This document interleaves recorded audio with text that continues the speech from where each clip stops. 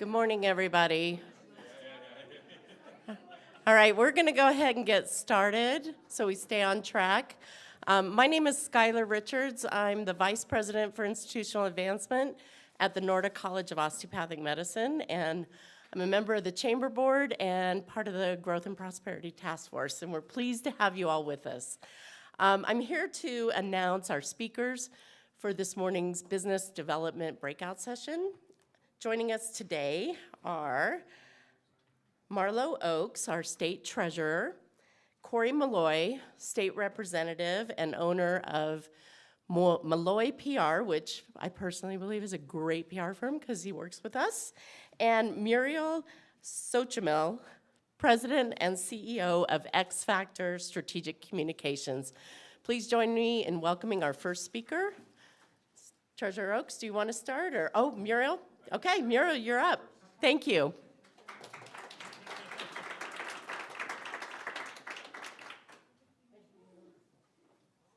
Good morning, everyone. How are you doing? Yeah? Okay. I'm a pacer, so I'm going to pull this out. Are we able to get the first slide up? Thank you all for coming this morning. As Skylar was saying, my name is Muriel Xochmitl, President and CEO of X Factor Strategic Communications. So we're a homegrown Utah Valley company. Started the company about 5 years ago. We've got about half a dozen employees and a few more subcontractors. We do a lot of work here in Utah Valley. Just hold while we... Do I need to do something up here?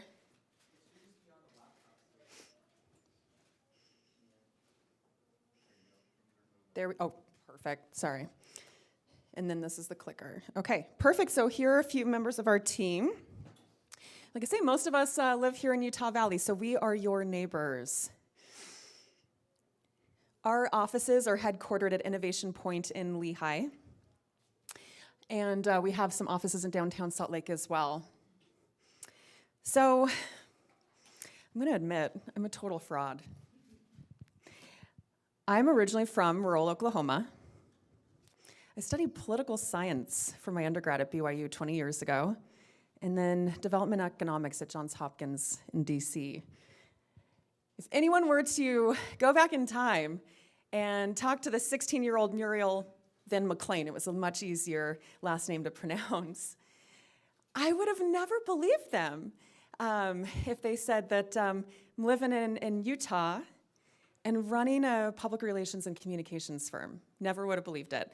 I was gonna change the world one developing country at a time. I spent time in South Africa and several countries around the world. But through a very long story, which I will spare you the details of this morning, and circuitous career path, I ended up here. And 12 years ago, we put up roots in Springville, moved to Eagle Mountain. We're living in Lehigh, and we're building in Mapleton. So why the Cliff Notes version of Muriel Xochmitl? Because me and my little family is a microcosm of the growth that we're seeing in our valley right now. I have 4 kids, so when we say we're growing fast, and for folks maybe who are a little concerned about that, understandably so, let's take a look at ourselves as well, right? Not only do my 4 kids double my husband's population numbers for our family, but they're also representative of the demographic changes we're seeing as well. Xochmitl is an Aztec name. Skylar did a great job pronouncing it, better than me. And my 4 girls are growing up as little Latinas in Utah Valley, and really happy to kind of be here and be part of our community. So our firm specializes in these services: strategic communications, partnering and facilitation, grassroots public involvement, public relations, and event planning. Here are some of our clients. So my background is in government affairs and communications on a federal, state, and local level. So never, quite frankly, intended on starting my own company here in Utah Valley 5 years ago. But when I did, I made a commitment to intentionally structure our client base to be primarily public sector as well. Why? This is where I'm going to get on my soapbox a little bit. Government has such a transformational power to change what we do, how we build our communities. It's so foundational to our democratic republic, and make change for millions of people for generations. And I wanted to be part of that, even if I wasn't still in it. So this is just kind of a representative sampling of some of our clients that we've worked with.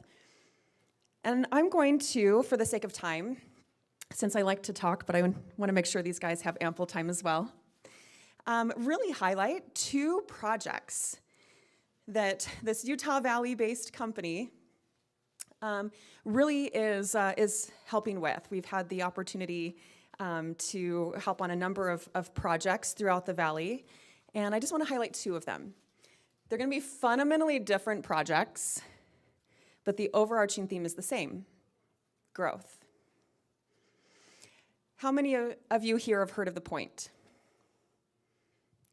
Nice. Okay, don't raise your hands if you haven't, because I'm not doing my job right.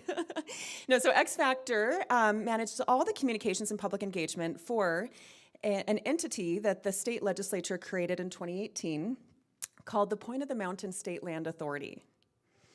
And the Land Authority, the legislative mandate is to oversee redevelopment of the point. So what's the point, right? It's my mom joke. There, I got you guys laughing, okay. So the point is the 600 acres of state-owned land at the site of the prison in Draper, there at Point of the Mountain. Now, I'm not going to go into a ton of details about that site, although I love to geek out on it, because the executive director for the Point, Alan Matheson, will be speaking on the transportation session right after this, and will give you more details about it. But I wanted to hit a number of things, because while, I don't know if you can say technically it's not in Utah Valley, it'll directly impact and influence growth in Utah Valley as well. So a couple of things about the Point. 600 acres. What makes it very significant is its location, right at the heart of Utah's two most populous counties, the nexus of some of the most significant growth in the entire country right now. At the heart of our burgeoning Silicon Slopes sector, right, so high-tech industry right here in Utah, lots of good things happening there at Point of the Mountain. It's well served by high-capacity transportation infrastructure. We have planned transit through the site. We've got freeways and arterials. So when we're talking about growth, we are hoping that the Point, as Utah's innovation community, and quite frankly, the country's first 15-minute city built from the ground up, will be part of the solution. So we are incorporating all the best practices from planning circles, right? When I say 15-minute city, what that connotes is that all of the amenities that you would need for daily life can be accessed within a 15-minute walk of a transit station, right there on the site. We're looking at leading-edge sustainability standards. So please, if you haven't already, this is a little selfish plug, go to our website, thepointutah.org, and sign up for the monthly newsletters for periodic updates about what we're doing at the Point and what the plans are. So just some bragging numbers here. Our team, like I say, manages all the communications for the site. And here are some metrics from over the past 2 years. We hold ourselves to a very high standard. Why? Because the Point is owned by all of you. It is owned by Utah taxpayers, right? It is a publicly owned site. And so we want to make sure that we are engaging with you all and with the public in a meaningful way to reflect what you want at the site. And like I say, our executive director will be able to talk in a little bit more detail about that in the session right after this. But I can, safely say we have incorporated a lot of what Utahns say they want through some signature features at the site. We've had public meetings. And across the board, nationally, internationally, and even local news coverage has been 99% positive. So a generational opportunity, really, and something completely unprecedented in the state of Utah in our history. So what does that mean for us, right? As we grow, as we think about our future here in the Valley, right? How are we planning responsibly, proactively, and strategically for growth? Bringing in maybe mixed use, where people can live, work, and play more closely together, where we're not straining our transportation systems, where we have access to active transportation, biking, walking, trail systems. That will be very important. And the point really kind of encapsulates a lot of those principles. Again, this is nutshell version because we're rapid fire today. If you guys have questions, I think we will have some time after all of our speakers today to field those questions. So, second project, very, very different than the first, but I really wanted to highlight it for a number of reasons. First, this is a local municipality here in the Valley. Anyone from Pleasant Grove? City officials, elected officials, staff, or residents? Nice, way to represent. Thank you. So a few months ago, X Factor went through a competitive selection process and was selected by Pleasant Grove City to help communicate with residents about something they were thinking about. And that was a proposed property tax increase that would have been the first time that the city had ever raised property taxes in their history. They went back for 35 years in all of their records and could not find an instance where the city had raised property taxes. Now, I'm a communicator, so I tell my staff we stay in that realm of knowing enough to be dangerous, right? Just right here, because we work on a diversity of different projects and we need to know our lane. We can't dive down and pretend to be subject matter experts when we're not on any given topic, right? And so this was a nuanced and complex issue when it comes to how property taxes could be raised. And have you guys heard of truth in taxation? Okay. So I'm dealing with a very well-educated audience here. That's great. Because most people don't, right? Just if you were to pull someone off the street and ask them, hey, do you know what truth in taxation is? Most people would be like, I have no idea what you're talking about. So you won't see that reflected in any of our materials. Long story short, what we did over several months was we worked to communicate to Pleasant Grove City residents about this proposal. Now, a couple of things that we, wanted to make sure was included in the campaign. First of all, we told our client, you need to tell your story. This area is growing fast. You have more needs. There's more people.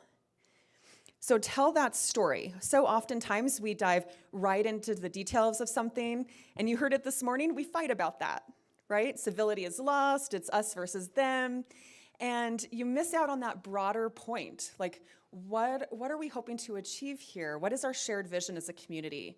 Why do we have these needs? So tell that story. Then we said we need to put it into context, right? So here is kind of the growth that we're seeing. What does this mean for the individual resident? And then clearly and transparently articulate the need and be accountable to your commitments. So you'll see reflected here just a few visuals, right? I mean, we put together a full strategic communications plan and work to implement that, which included, of course, everything from social media content, newly created webpage for their website, infographics, even a property tax calculator where residents could actually go online, put in their home values, and calculate out what the proposed increase would mean for them. So you'll see here reflected, putting it into context, $4.50 a month for the average Pleasant Grove City resident. That would be the resulting increase in the proposed property tax. Seems like a drop in the bucket. What we learned was to call it a small increase felt a bit condescending to residents. That was helpful for us to know. We don't always have all the right answers. $4.50 didn't seem like a whole lot in the whole scheme of things, but from looking at it from a resident's perspective, they were saying, well, that's the city, but then I've got this increase from the school district and this proposed increase, and in the context of inflation, right? And so we were trying to be very sensitive and mindful to that and how we talked with and engaged with residents on this proposed increase. But the most important thing we found, and spoiler alert, the council approved it based on widespread support by their residents. What we found was most critical was communicating clearly to the taxpayers who would ultimately end up paying for this what their money was going towards, building that trust with residents. 2 more firefighters, 2 more police officers, and $250,000 in additional funding for critical road maintenance. And when we communicated it that way, we got more support. Who doesn't want to feel safe in their community? Who doesn't want to make sure that if they were in an emergency, that they would get the critical services they needed? Who doesn't want to drive on better roads? I'm totally biased. I used to work for UDOT. So anyway, tying these all together again is just really, the context of growth that we're seeing ourselves in right now. And as a communicator, I feel like a lot of times, substantively, we know what the right solutions are in our communities, but we need to tell that story. We need to work together with civility, with dignity, and we need to be part of the solution. And with that, I'll leave it there.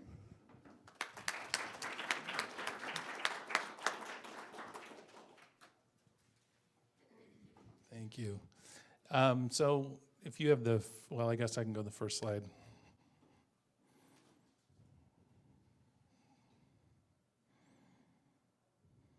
Oh, wow, look at that.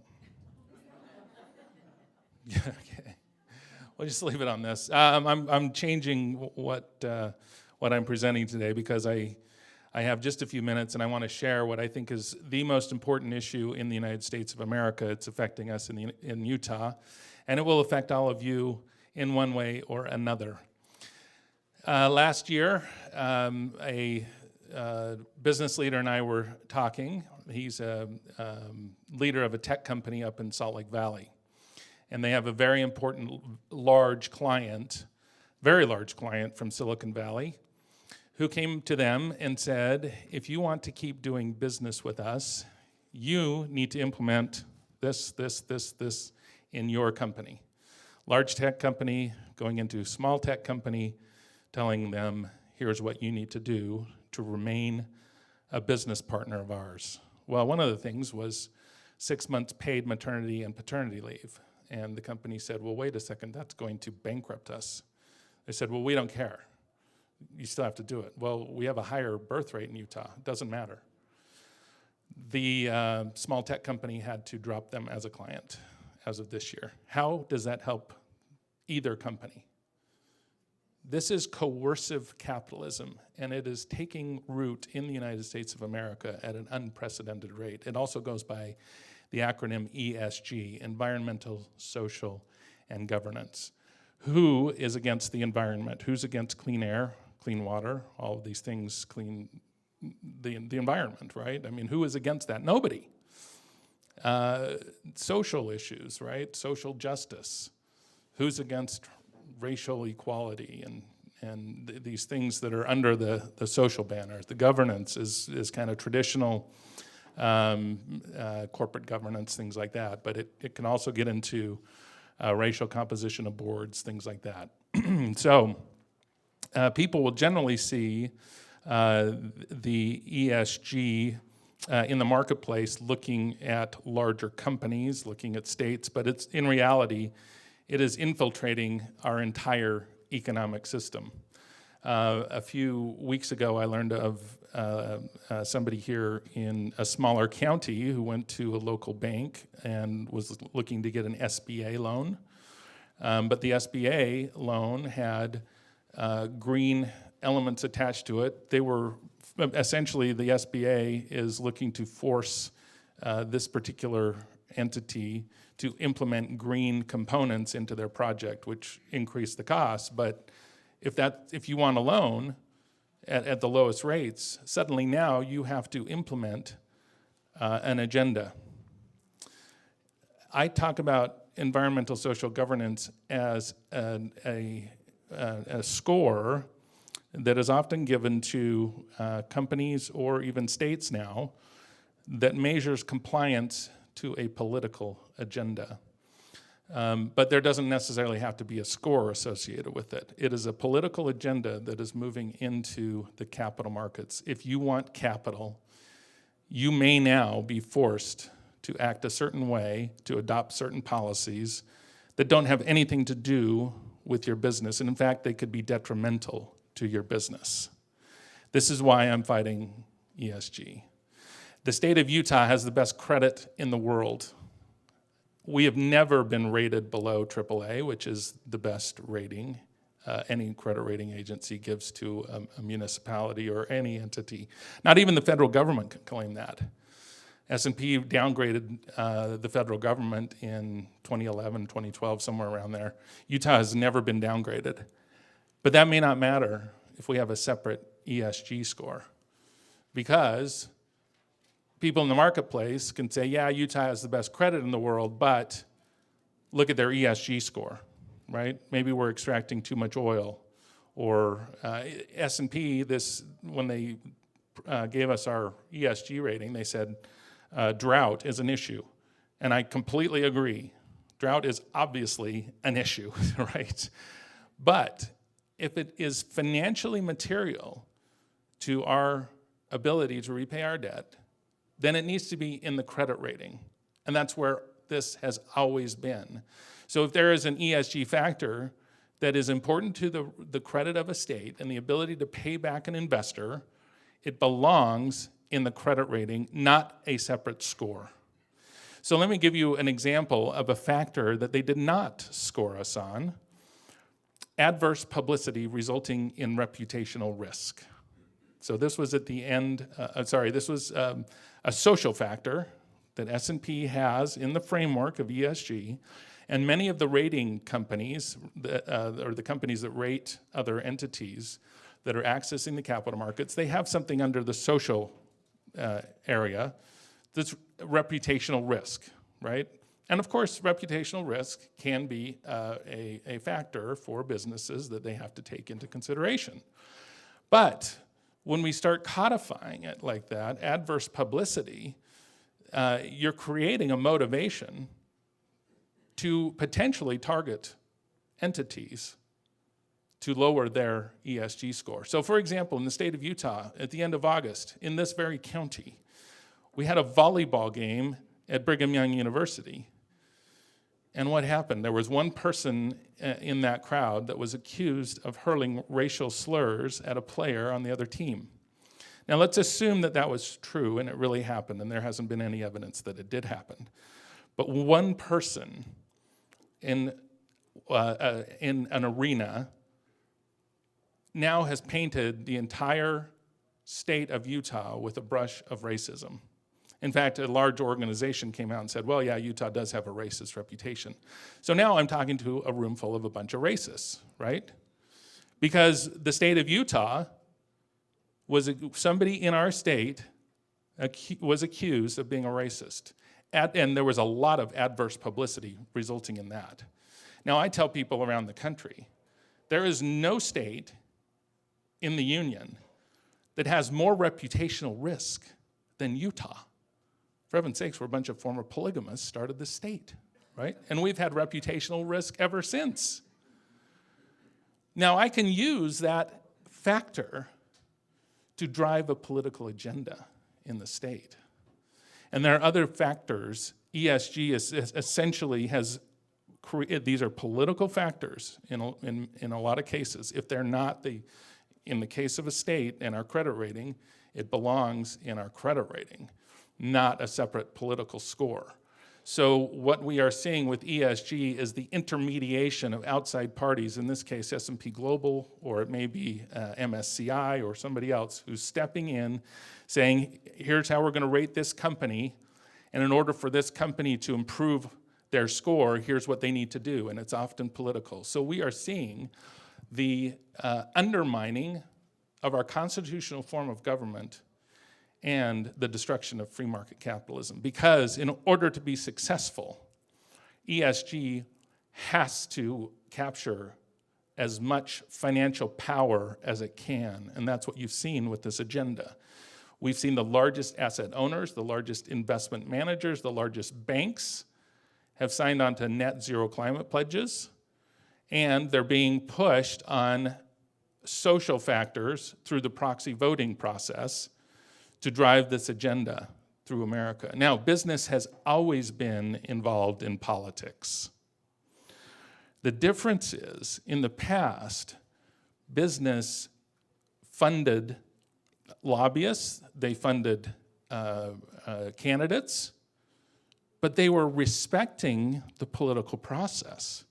They were outside the political process trying to influence it. Now, the politics are in business, and that is undermining the political process because it's outside of where it really needs to be.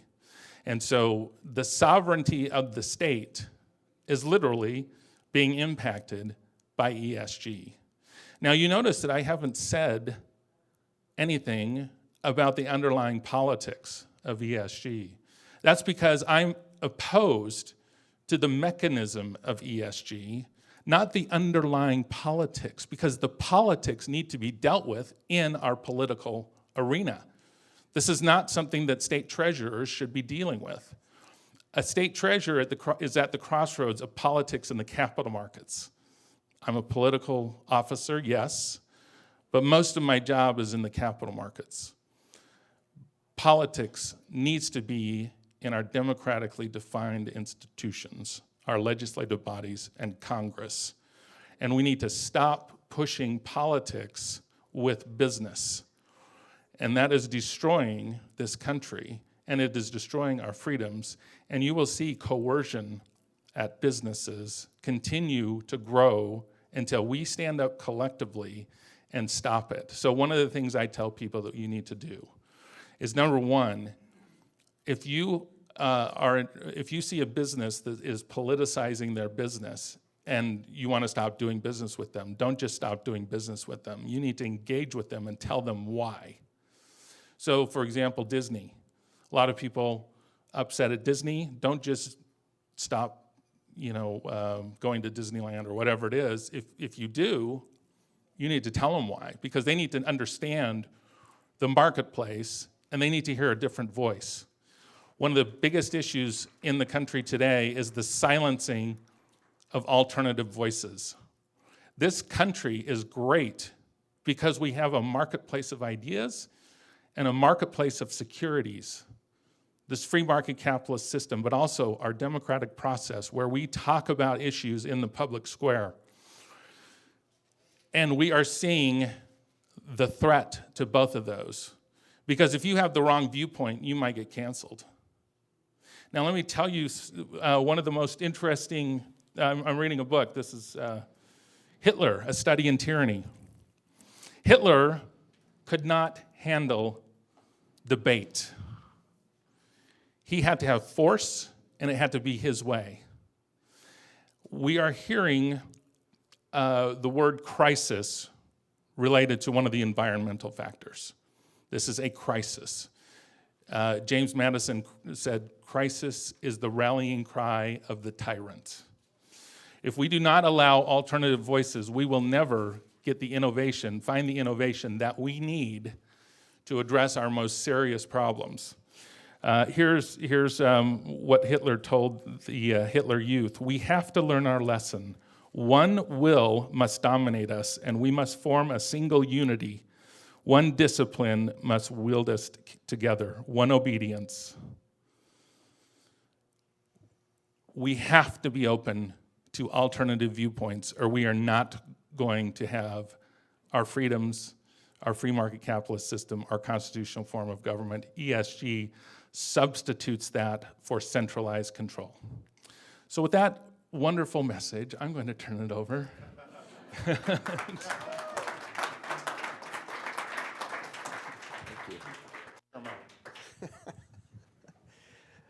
Wow. So does this just move? You're just going to have to go like, well, yeah, go all through it.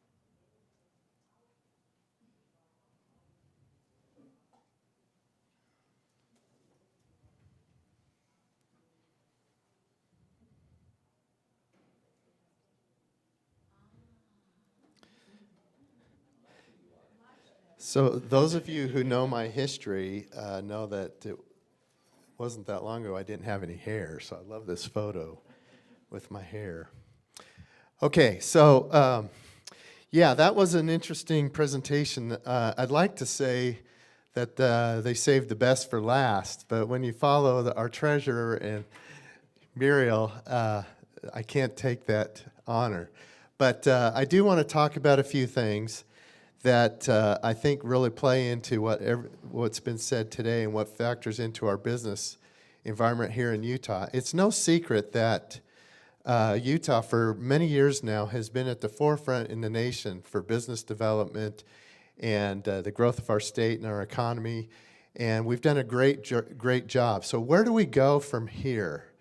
We fight ESG for sure, and we take things to our local governments, and like the point, that's going to be a phenomenal place. It will truly be an architect for people to follow around the country on how to build new communities.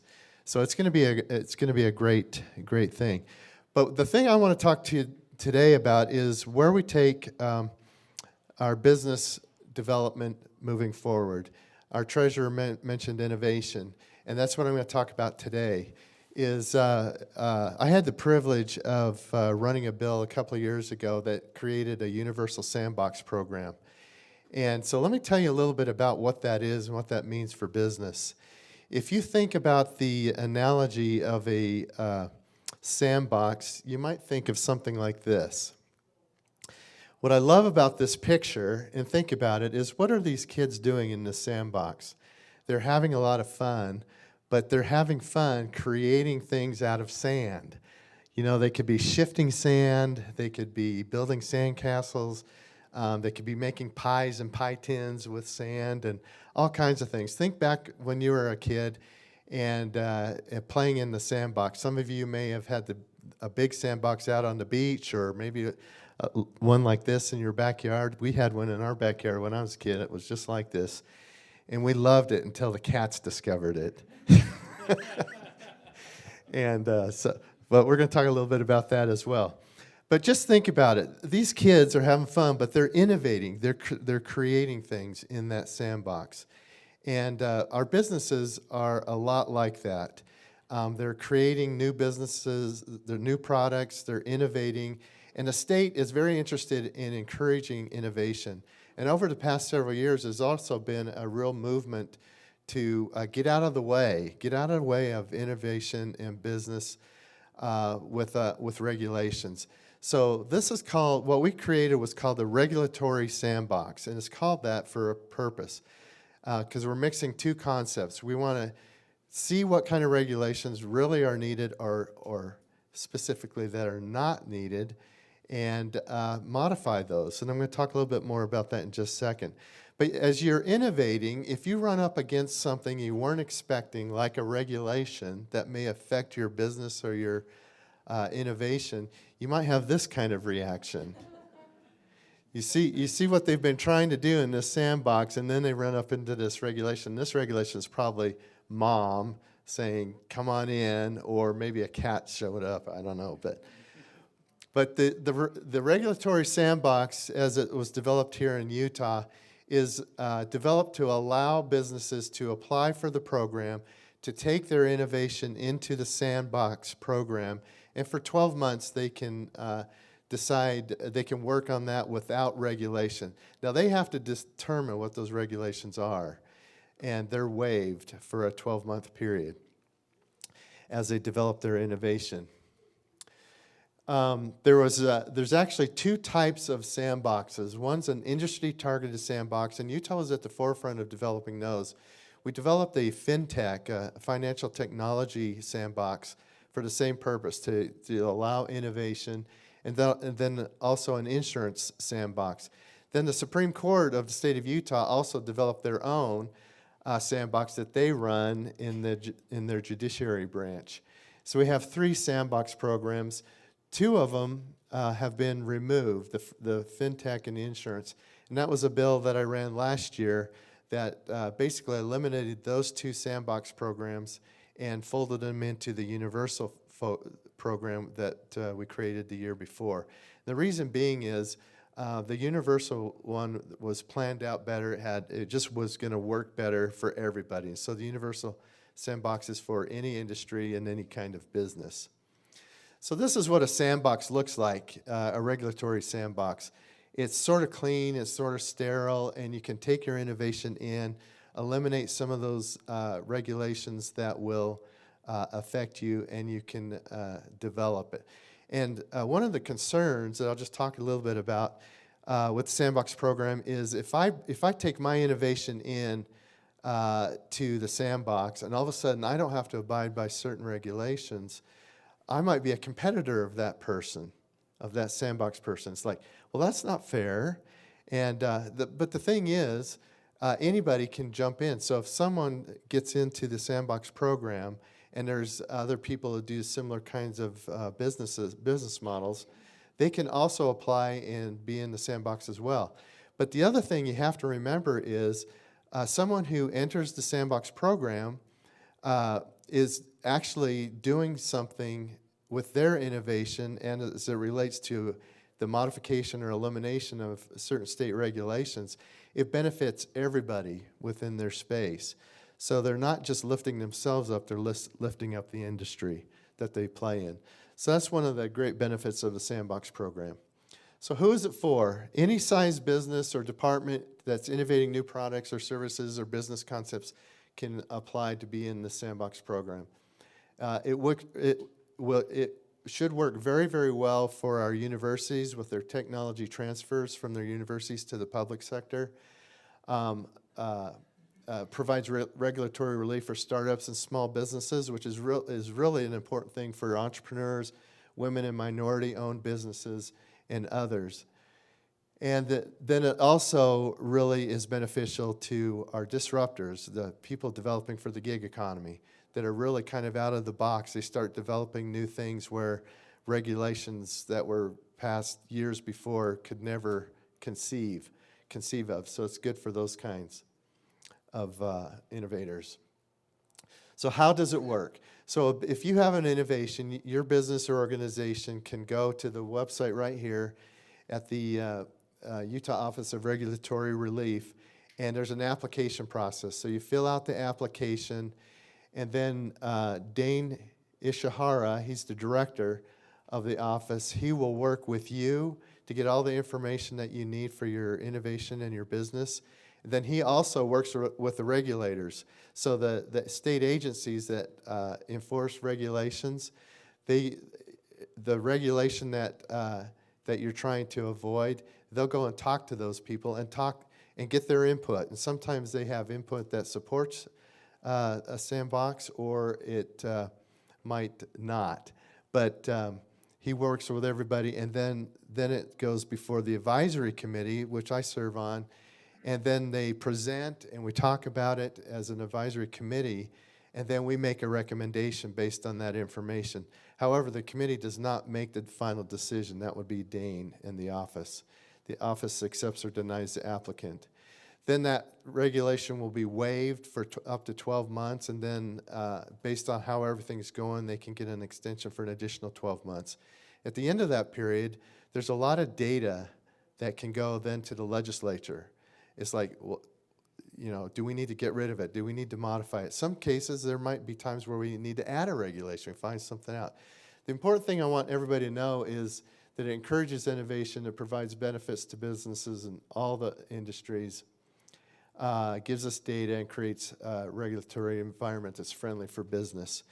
So that's pretty much it. I will look forward to people asking questions about it, but would encourage businesses to really look into this.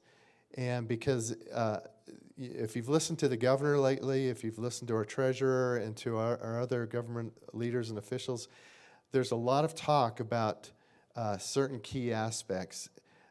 Drought's one of them, water's one of them, a lot of different issues, but innovation is one of them. The governor is really promoting innovation, and it's kind of the next step for the state of Utah. It's like, what can we do to encourage innovation in this state so we can stay at the leading edge as a state around the world with our business and community and our economy, and just keep that ball rolling forth. So that's all I have. Thank you very much, and love to talk more about it.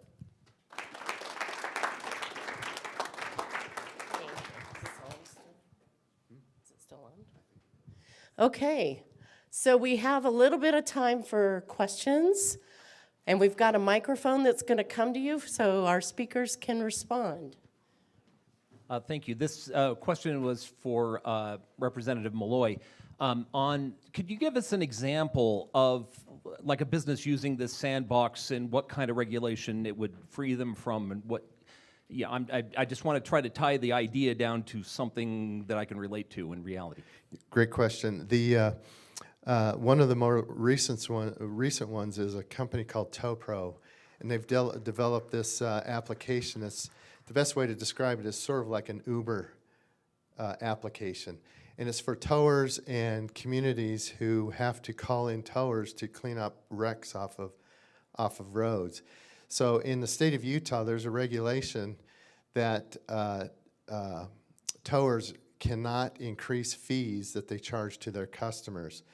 And there was an exception given to a special district up in the northern part of the state that they charge their law enforcement, their first responders, when they have fires, police, EMT calls, tow trucks, they do all of that calling, and then they, as a special district, could charge for that service.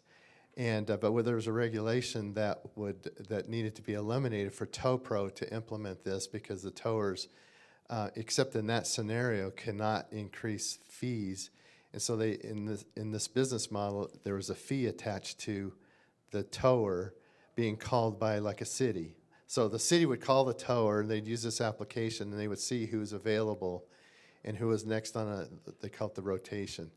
And so it connected the tower with the city with the accident, and it's an application. So those regulations are being waived for them just in certain cities, and that are participating in this Sandbox program. So that's one. So they're developing it, they're testing it, and they're going to see how well it works. And there's one thing I did want to point out is regulations that are related to public safety and consumer protection are not waived. So those are the ones that are not waived. Other regulations are the ones that could potentially be waived. I don't know. Did that answer your question? Yeah. Other questions?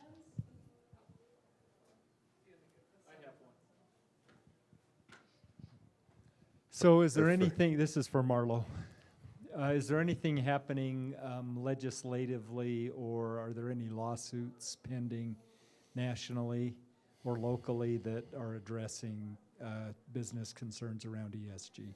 Yeah, so we have the legislature here in Utah is very supportive of this push against ESG, and so we've got a working group that is tasked with creating or focusing, I guess, the legislation for this next session, because there's about 40 bill files open right now. It's just too many. Is it 30? Oh, it's down to 30. Okay, okay, good. So, yeah. So that's in process.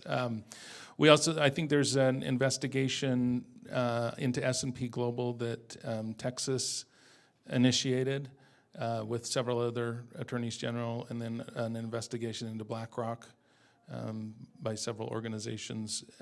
So there's quite a bit going on, and there's a continuous, I guess, effort across the country to figure out how best to address this. I think the biggest issue over the next 6 months is going to be the proxy voting season coming up, because the SEC has politicized that process.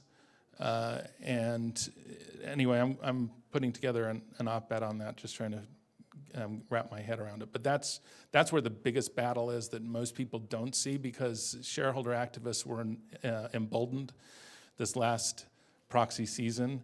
And they're seeing the caving of institutional investors who are not necessarily following their fiduciary standard. The SEC has been politicized, and the shareholder activists are emboldened to drive this agenda. So we are seeing the breakdown of our capital market system before our eyes, but most people don't see it. My question would be for Marlo. So I've been watching some of this stuff, and it is quite concerning. I'm curious, are you seeing stuff on the horizon? My fear is that this form of social engineering will creep further and further into our personal lives, where we will now develop, or will be created, our own personal ESG scores. And well, you're going to get a lower rate on your car, your home, whatever, if you have these things. Do you have an electric vehicle? We're going to give you a lower this, whatever. Do you see that in the market? Is that conversations? Because whatever happens macro can kind of come down to us. Yeah, and that's really kind of the next, where this is ultimately could lead. And the fact that we're seeing it in small business, like with the SBA trying to, push things, that's a clear indication that this is creeping down into society. We're also seeing it in like medical school applications. So people that are highly qualified would have gotten into medical school in the past are now being passed over because they don't have the right demographic, and they're being passed over for lesser candidates. My wife and I joke that we are only going to see doctors that started medical school before 2020 because this is being politicized, right? I mean, this is the substitution of our meritocracy for a socialist kind of system. And so, yes, I think people are becoming more aware of it, but we've got to all be more aware of it and see what is happening across society, because it's not just in big business. It's starting to filter everywhere. Okay. I don't know if that's on. It's on. Okay. So we're out of time, so I would like to ask everyone to join me in thanking our presenters today. We do have a small gift for each of you from the chamber to thank you for being with us today. And if you're planning on staying here for education and workforce, it'll be in this room. Otherwise, we'll see you at the next session. Thanks.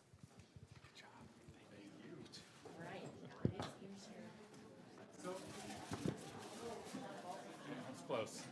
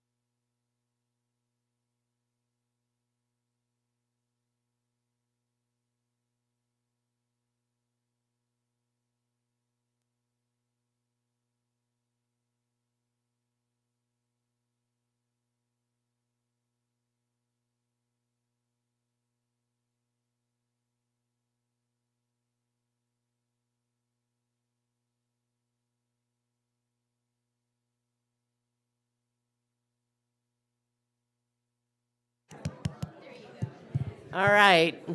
If I can have everyone's attention, we're going to go ahead and get started. Good morning, everybody. I'm Skylar Richards. I'm with the Nordic College of Osteopathic Medicine.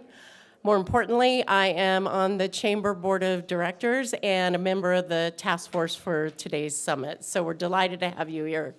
I'm going to quickly introduce our speakers so they can go ahead and get started. First of all, we have Jodi Chowen and Carolyn Andrews. Jodi is the Director of Career Services, and Carolyn is the Associate Dean of Continuing Education at BYU. We also have Lexi Soto. Lexi is the Student Body President here at UVU.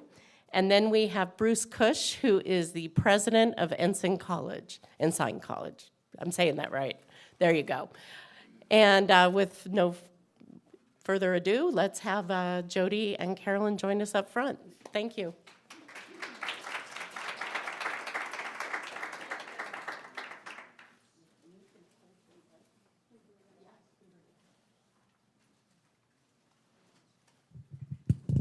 Good morning. We're so happy to be here today and have this opportunity to visit with you. We are another institution in President Tuminez's Valley of Well-Being. You may have heard of us, though right now with our football season trajectory not so as happy as we've been in the past.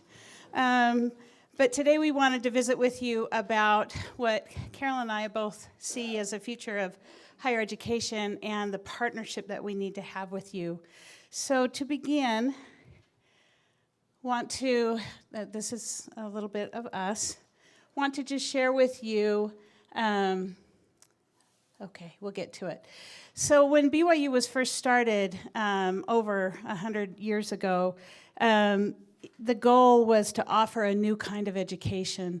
And you can see here the 4 aims that have always been the cornerstone of a BYU education: spiritually strengthening, intellectually enlarging, character building, leading to lifelong service and learning. And we think, our contention to you, our presentation to you today is that lifelong learning may be, this is the time and the place to really lean into that lifelong learning for today's workforce. I loved a statement that just actually came out, was reaffirmed in a message this morning from President Worthen. At the end of the day, students are the product we produce. How they turn out, what they do, and more importantly, who they are is the ultimate metric by which our work will be measured. So I would add that we too pedal in the hope that President Tuminez talked about.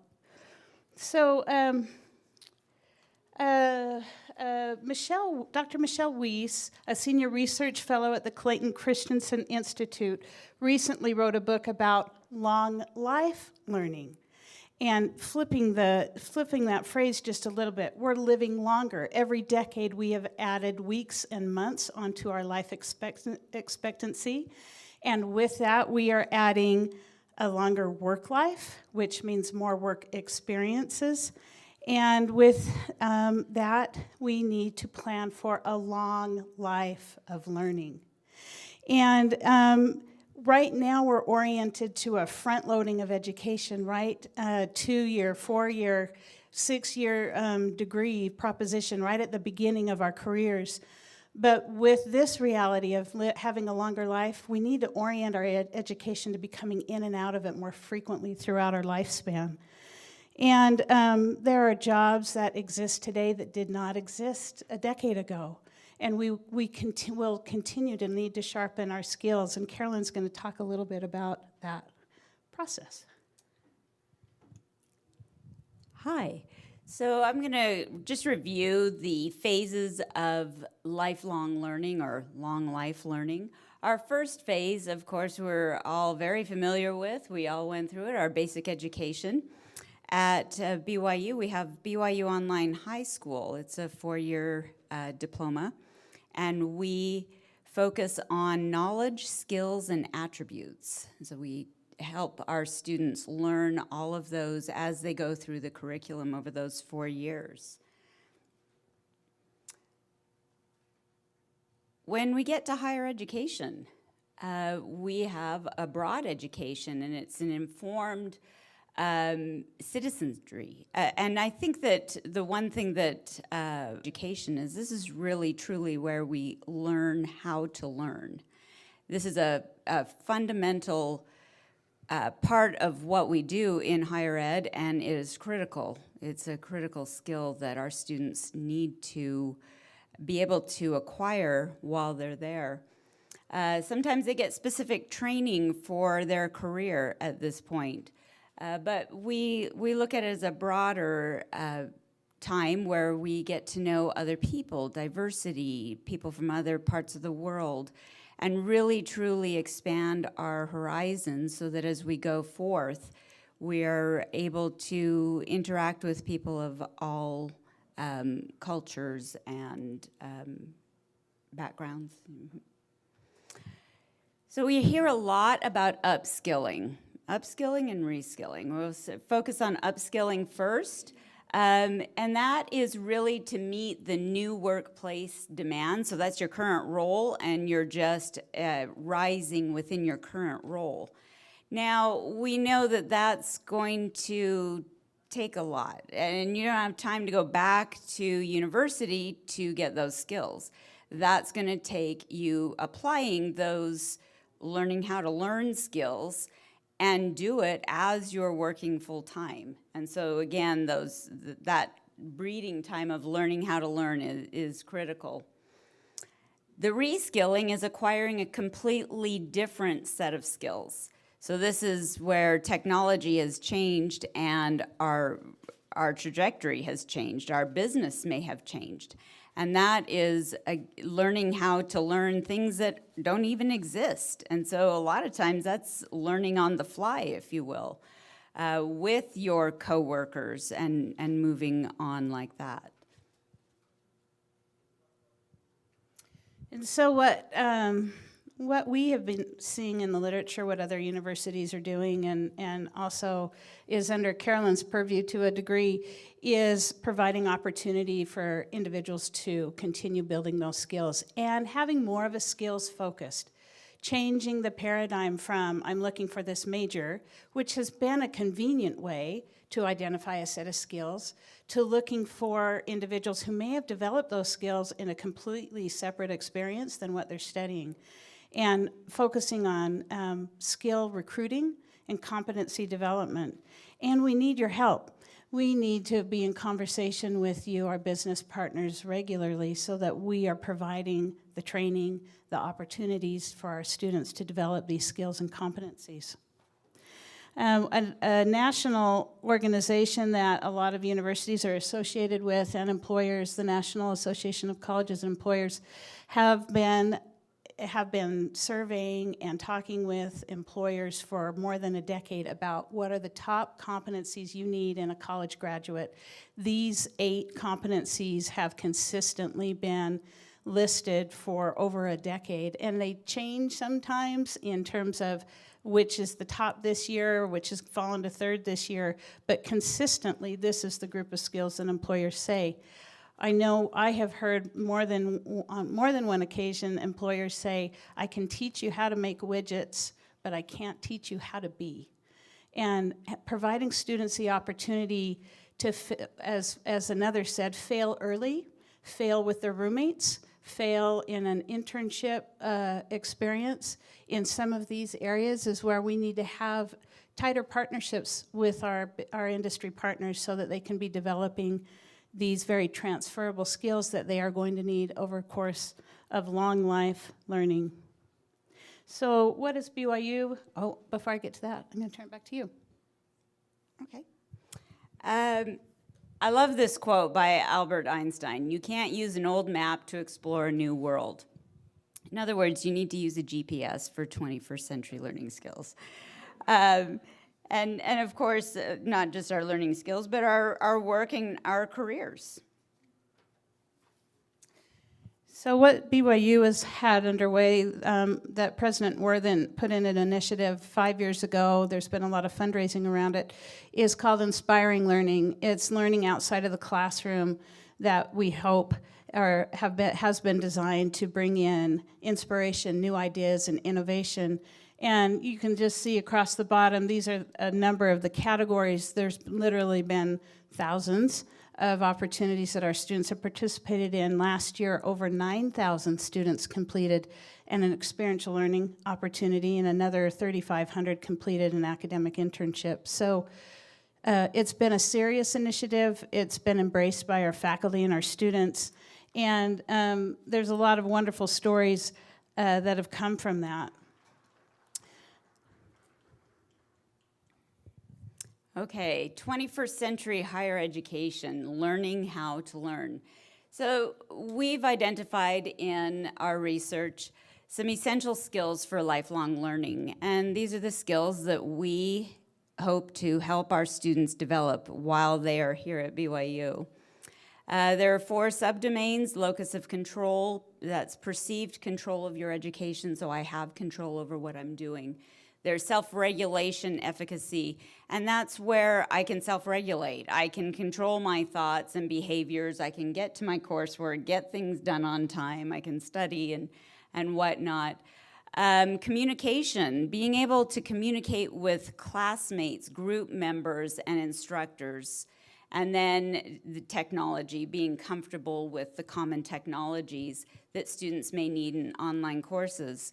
So we have an assessment that we have students take at the very beginning of their coursework. And it's just simply self-assessment. Tell yourself, be honest, and where are you at in each of these? And then we give them resources to help strengthen those individual areas. The barrier's low right now. We try to tell them, don't worry, you need to develop these skills. All too often hear students say, I'm not an online learner. I can't learn online. Well, that statement, A, is false. I always point that out to my kids that say that to me, because you know they're always on YouTube learning something. So I say that's online learning. But beyond that, if you don't have this as a strength, how are you going to go forth and survive in a world that technology is changing rapidly? So I encourage all students, while they're here at BYU, to develop these skills and allow us to help them develop them. So the invitation that we have is that we want to be more involved with you. We have a website. It's experience.byu.edu. You can come on and as any organization and say, I'd like to get involved in one of these ways. I'd like to sponsor a capstone. I'd love to be on an advisory board.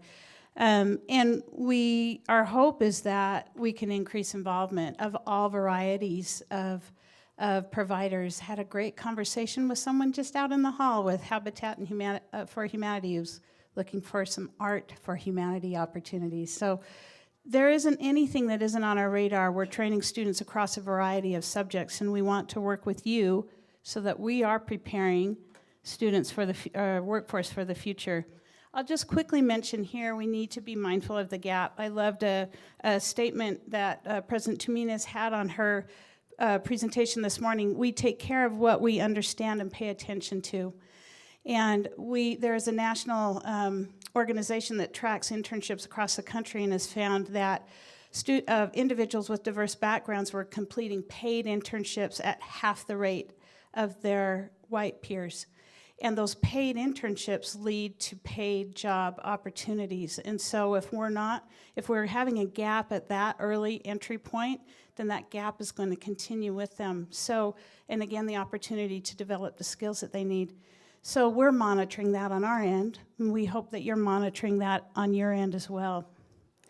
Finally, we'll just end with a great thought that really is applicable here. We're caught in an inescapable network of mutuality, tied in a single garment of destiny. Whatever affects the one directly affects all of us indirectly. And so, please, let's partner together to build the workforce of the future. Thank you.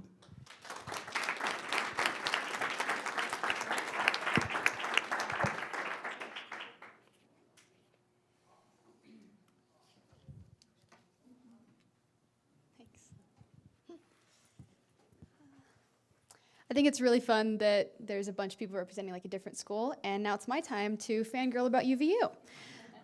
I'm guessing. Hello.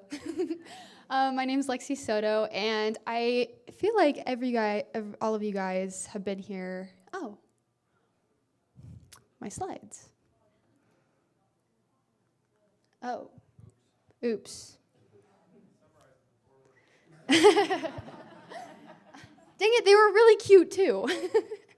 I can go, right? I can just talk it out, or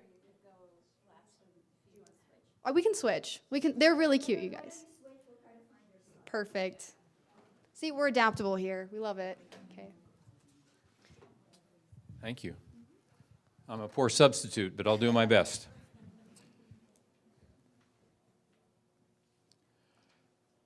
I'm Bruce Kusch. I'm the president of Ensign College, and I am very grateful to be here and participating with you this morning. I want to just take just a minute and perhaps introduce or reintroduce Ensign College to you. We're a 2-year institution of higher education within the educational system of the Church of Jesus Christ of Latter-day Saints. We offer certificates, associate degrees, and a select number of Bachelor of Applied Science degrees. Could I just by quick show of hands, how many of you did not know that Ensign College offers bachelor's degrees? Okay, all right, that's good. That's fewer hands than I thought. Our mission as a faith-based institution is to develop capable and trusted disciples of Jesus Christ. This morning, I want to focus on the capable and trusted part and the things that we do to develop capable and trusted students and graduates. So just Ensign College at a glance. We serve a little over 1,600 students on our campus in downtown Salt Lake City, right next to the BYU Salt Lake Center and our colleagues there. 30% of our students are first-generation students.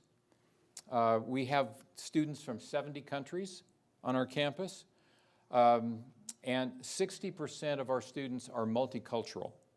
About 35% are international students who come from foreign countries.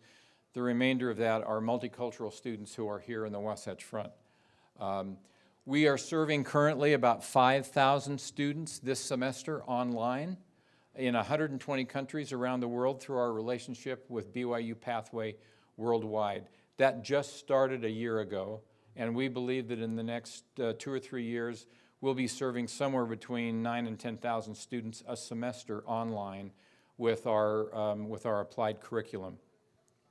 This is just, I'm not going to go through each of these programs, but these are the programs that Ensign College is offering. It's not all of them. We also have an interior design program and a medical assisting program, but these are the disciplines that we teach that are very business focused and the things that we are focused on, offering certificates, associate degrees, and Bachelor of Applied Science degrees in many of these disciplines. And on September 20th, or September 1st, 2020, we changed our name, but we still mean business. If you know what our name was before, we still mean business. Everything we do at the college is designed to prepare capable and trusted graduates with real-world skills through real-world experiences. Students act as agents of their own learning. We put them in the center of being responsible for how they consume the education that we provide for them. And they're connected with employers, a practitioner, faculty, and authentic projects. And they're not only educated, but they're also prepared to go into the world and make a contribution when they get on the job. After about a 20-year career in Silicon Valley, as a global sales and marketing executive, I was the general manager of a boutique supply chain management consulting firm and worked as a consultant for a national consulting firm. I left the confines of Silicon Valley and made my way to Rexburg, Idaho to begin my career as a college professor. And when I got there, I wondered why college wasn't more like work. I knew what my students were being prepared for. They didn't know what they were going to encounter. But I knew the world of work that was awaiting for them and the competitive nature and the skills that they were going to need. And I wondered, why isn't college more like work? Think about, I'm not sure this slide is going to come up quite right, but think about the first day of a new job, and then compare that with the first day of most college courses that you've taken. That new job doesn't come with a textbook, it doesn't come with a syllabus, it doesn't come with a reading list, it doesn't come with a list of all the stuff you've got to read for this semester, and you're not given a quiz every day when you come to work to find out if you've done your homework. So my question again was, if work doesn't work that way, why does college work in some way differently than that? And so we are very much believers in immersing our students in real world things from the very beginning of their experience. Similar to the list that the folks from BYU showed, every year in the spring, there are articles published about all the skills that employers say they want in their new college graduate hires, and they don't see. Leadership, professionalism, and all these things that they find students are lacking. There was a survey done a number of years ago of both higher education administrators and employers. 96% of the higher education administrators surveyed said they thought they were doing a great job of preparing their graduates.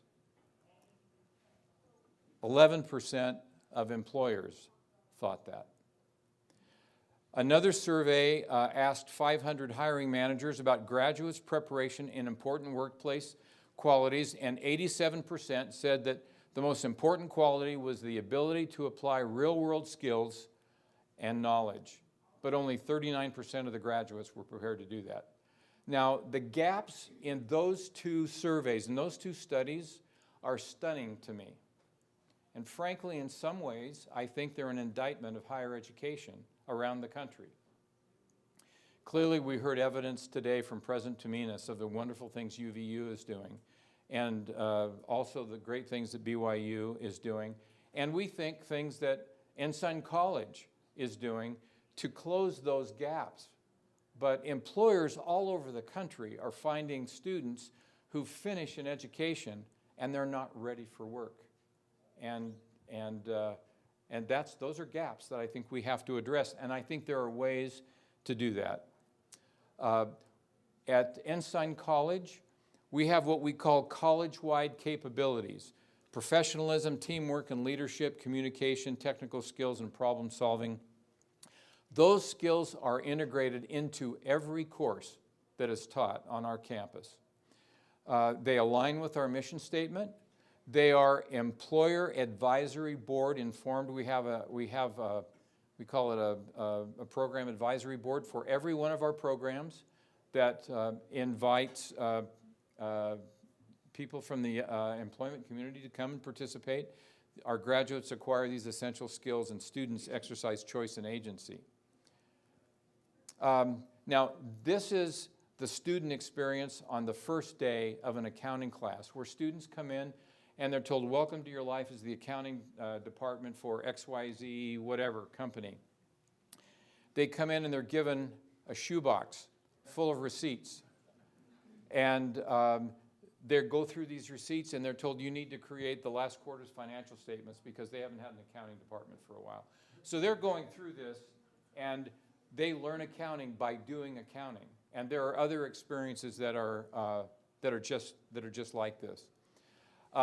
Interestingly enough, a student went to work one day and found this box on her desk full of receipts and bank statements and letters, being asked to do exactly what she had just done in an accounting class. And we thought that was a pretty fun thing. So what do students think about this approach to learning? I hope this video will play. Doesn't look like it will. I'm just going to go on in the interest of time. But she basically talked about also going into an accounting class, wondering if we had actually finished the syllabus because of what she was being asked to do. And the students were creating this wonderful learning experience. We have a center that we call the Ensign Center for Employer Connections on our campus in the Triad Center, where employers and students come together to work on projects. We have space there where we invite employers to come and actually have a physical presence on our campus so that students can be involved in their projects and their internships. And we are embedding in entrepreneurship in all that we do as well. This young man in the middle here won our most recent entrepreneurship challenge. He developed an app for insurance companies in Rwanda. He's in Chicago this weekend competing in the College Entrepreneurship Organization finalist as a top 20 finalist from Ensign College, and we're pretty happy with that. Now, there's some things we can't do, but some things we can do. As Ensign College, we can't solve the housing challenges, we can't solve the labor shortage, we can't help with healthcare reform, but we welcome partnerships with employers, and I believe that is the key to closing the skills gap. It is willingness on the part of employers to partner with us, to engage with us, to teach with us, and to help us develop what we do. We offer space on our campus, we offer free student labor to assist with projects and research, and we offer well-prepared interns and even better prepared graduates. And I would welcome the opportunity to visit with any of you about the great things that Ensign College is doing. So thank you very much.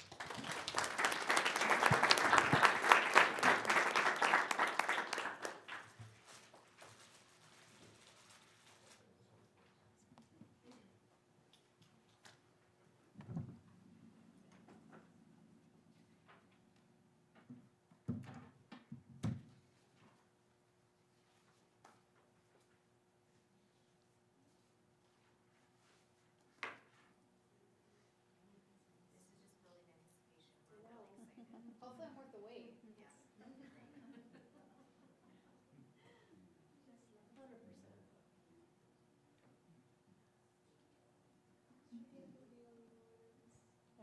There we are. Who would have known it was that simple? Just refresh. Okay,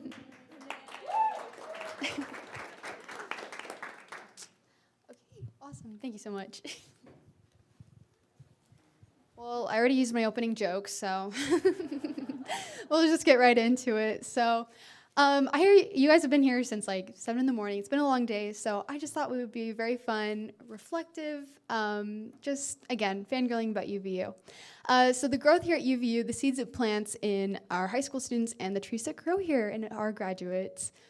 So just a mini intro about me is I grew up across the lake in Saratoga Springs. I'm currently a junior studying digital marketing, and yes, I'm the student body president. So I will kind of go through my journey at UVU, kind of how it started and where it is now and what it took to get here. But yeah, so since and also kind of the goal for this is that I'm just going to, again, go through my UVU journey and compare it, since it is a growth seminar, we're going to compare it to the growth of a tree, or more specifically, the growth of a replanted tree when it goes from a nursery to a new yard. So just kind of keep those fun little things in mind. So this is a mini UVU timeline.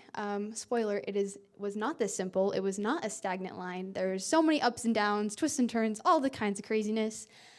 But yeah, it technically started when I was a high school sophomore and did concurrent enrollment classes. And concurrent enrollment, if you don't know, you can take a UVU class as a high school student and get college credit. So it's way better than AP classes. And that was something that really just started my interest at UVU. Graduated high school, as you can tell by the very condensed years. I'm a 2020 high school graduate, which was one heck of an experience. But then, yeah, I started college and did involvement that eventually led to being president. So I did not know this word until like a week ago, but rootstock. And a rootstock is when a sapling is budding and it's 1 year old. And in the rootstock, that determines certain characteristics of the tree as it grows, including its mature size, tolerance of water, and how it can withstand cold weather. And I think the coolest thing about the rootstock is that little sapling has all these characteristics and predetermined how it wants its future to be as a big grown-up tree. And kind of going back to my first experiences with UVU, I was a high school kiddo doing concurrent enrollment, and as a 15-year-old, I knew UVU is accessible, and it's inexpensive, and it's easy to be a part of. And so all through high school, I did those classes, and by the time I graduated, I wasn't cool enough to have like my associates done, but I had a year of generals done. So again, UVU I had these little lessons instilled in me. By the time I was going to graduate high school, I had a half tuition scholarship lined up. I was Teen Utah, had been on cheer teams, cheer teams, tennis clubs, you name it.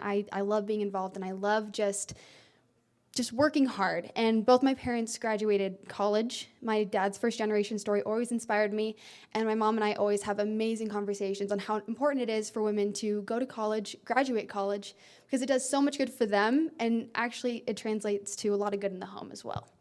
So again, these things have been instilled in me before I even came to UVU. And because of COVID-19, all the COVID craziness, I ended up losing my scholarship, had no idea how I was going to pay for school, and really just thought my life was put on pause. But another rootstock moment that built in these characteristics and like this deep love for UVU was an anonymous donor paid for my first semester of school. And before that amazing miracle happened, so much work went into this. I had to talk to neighbors. I came to UVU every day. I was on video calls, emailing back and forth, 2 weeks of just pure stress. And I've never been an anxious person, and that was, never want to feel that way again. But it all paid off. And again, this lesson, knowing that there's somebody at UVU that is rooting for me, was amazing. It felt amazing. And not to bash on like our 2 other universities here, but I felt that here, and that's why I'm here right now. So just kind of a mini evaluation. I know you guys are grown-ups and big kids and have real jobs and careers and all fanciness, but really look back at your life. What are some fundamental truths that you have learned, lessons that you like just take away, and truths that you've seen in your life that have brought you to here? Now, this is very interesting because in the second year of a tree's life, the development and most of the top growth is done in the dormant period when it's like cold, winter, and quiet. My dormant period was coming to college first year and COVID style, so online classes, nobody's on campus. I would spend 5 hours here, probably not see a single person, and just go home. But is there anything wrong with the dormant period in our lives? At first you think that, oh man, it's boring, I'm not doing anything right, I'm not moving on with my life. But in those dormant periods, I longed for connection, community, involvement. I wanted to be involved. I wanted to do more with my education. And honestly, when I explain, so when transplanting a tree, it'll arrive bare root without a pot, without soil, no root system, and it's dormant. And then after it's been pruned to help ensure growth from a nursery, from a new yard to an orchard, or from a nursery to a new yard, that honestly just feels like, that sounds like a college kid. I get dropped off my parents dropped me off I lived at Wolverine Crossing. I'm in a new city, basically on my own. Yes, I'm close to home, but I'm trying to be on my own, and I'm growing by myself. Then after the dormant period, that's when limbs, leaves, and root growth happens. As you take all those lessons, you were preparing and you were working hard when things seemed quiet, but then, spring comes and you get to flourish and you get to grow and you get to show up, and it's amazing. And so then after a few years of planting your tree in your yard, a healthy apple tree will have put in many branches, leaves, and the trunk will have increased in diameter. So they've gotten strong throughout the winter. And some fun trivia is that when the wind blows, that's when the roots go deeper. And so it's a kind of fun little metaphor for life. As you get stronger when things get harder. Oh, whoa, okay. So in my life, in my world, my limb, leaf, root growth happened after my dormant period, and I wanted to get involved. So that's exactly what I did. I literally saw a table on campus say, get involved with UVUSA, and word for word, I'm like, guys, I am bored all the time, and I'm by myself all the time. Like, how can I get involved? What can I do? So I applied, and I got this position, and seriously, it just changed my college experience, changed my life. I get to tell my story to all kinds of students and all kinds of donors, and I really just want to encourage people to donate to private scholarships, but that's a whole other rant. Anyways, but I got lucky and was a part of the Keller Building opening, so I got to speak, I got to give tours.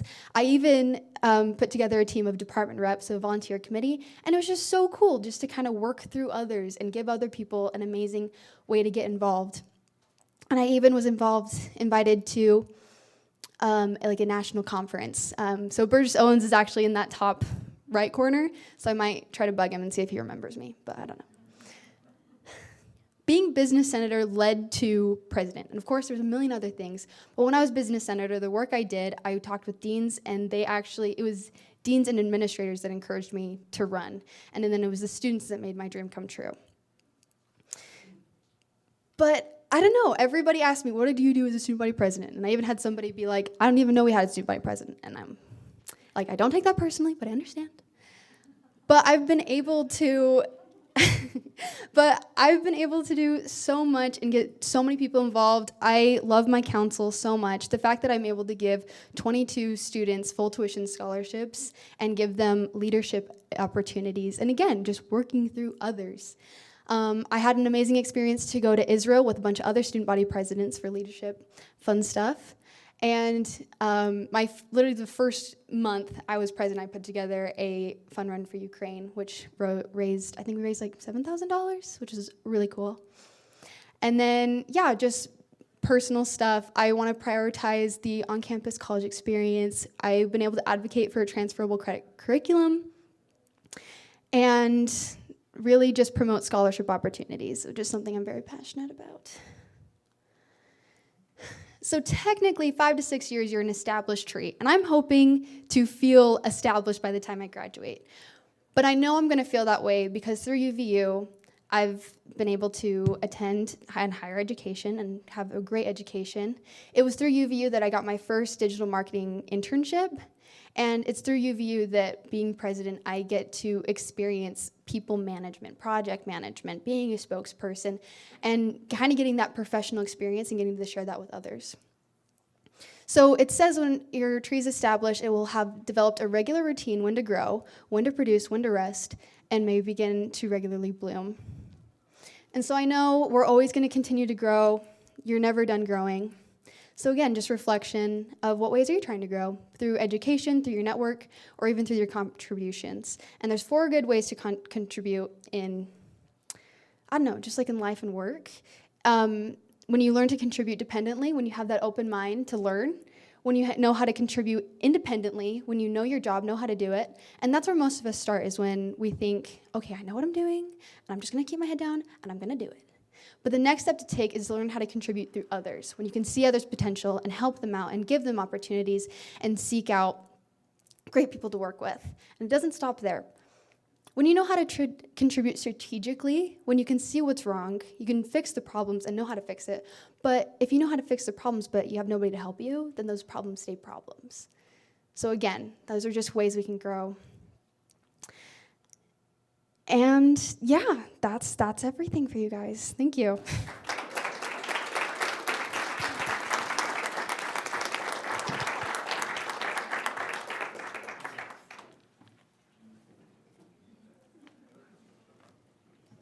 All right, we have some time for questions.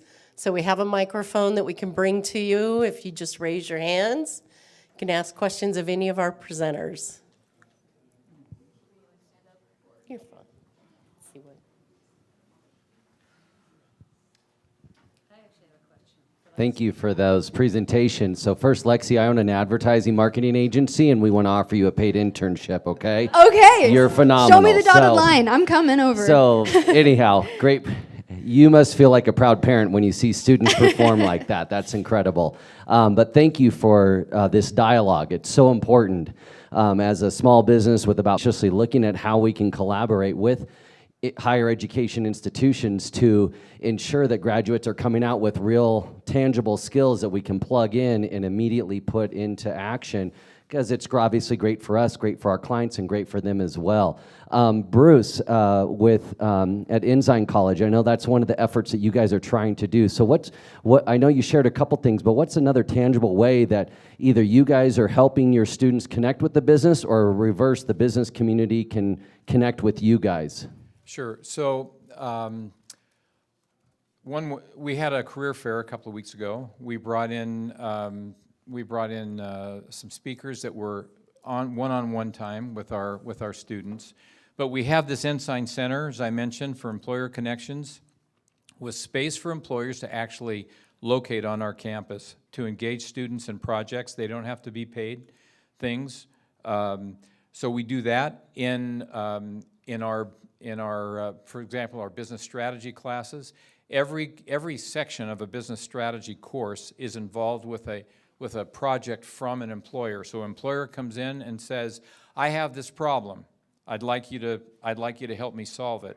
And so every semester, teams of students, and there are multiple employers coming in, because we have, let's say you've got a section of 30.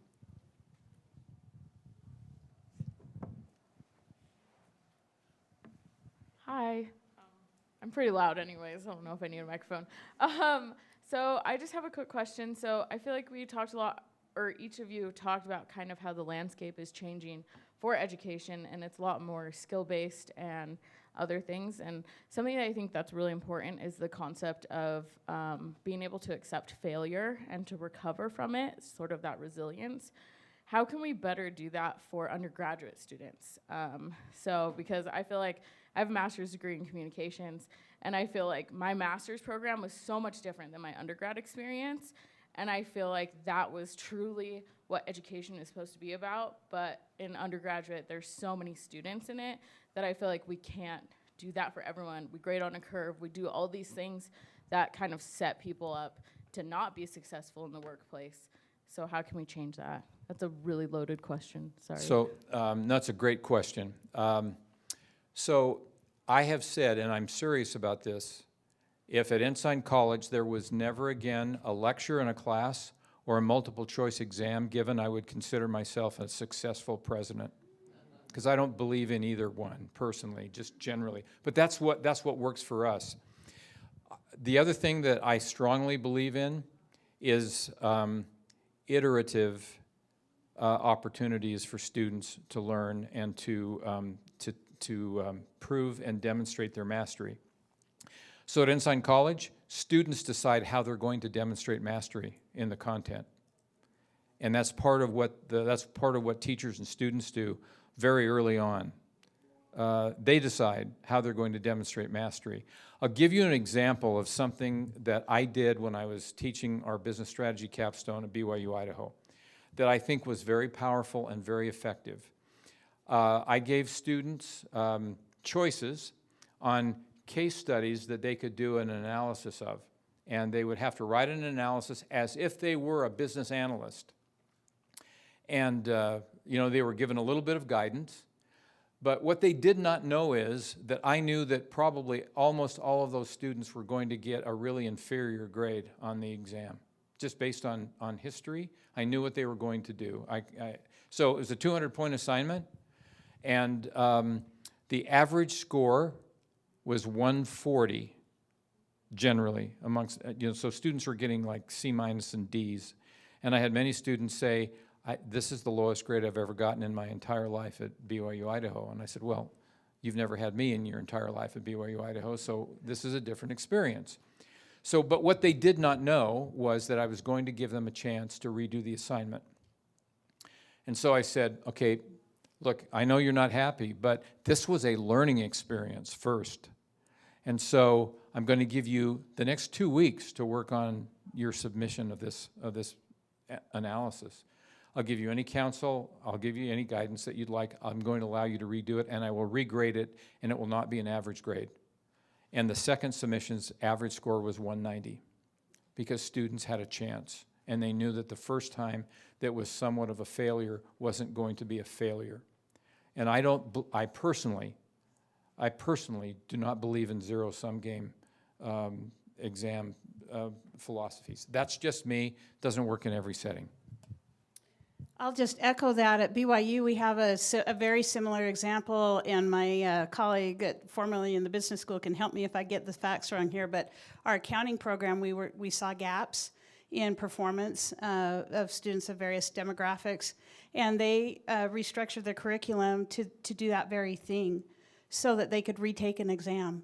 And in having that opportunity to retake the exam, the gap's closed. And so there are efforts underway. We have, and as I know UVU does as well, an early alert dashboard that we're not waiting until the whole semester has gone by and students have failed, and then having the conversation, we're able to see kind of like who's going to lab, who's not going to lab, who's logging into Learning Suite and who's not, our learning management tool. So there's some of that on the academic side, but on the other side, I would simply say, in these experiences, getting real-time feedback. There have been another tool that we use to assess, students get to rate themselves, how they're doing on these competencies we talked about, and then we ask them to get feedback from peers and also from their faculty, the internship provider, and then also their faculty supervisor. And it's interesting to see the sort of blindness, honestly. Students are like, yeah, I'm rocking it, you know?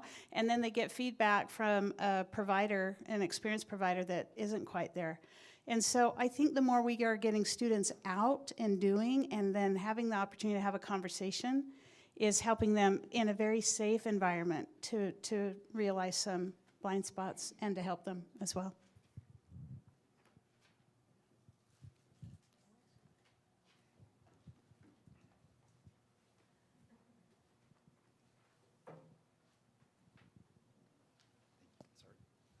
Well, first of all, kudos to the work each of you are doing in higher education, and congratulations on your journey. I loved watching your story.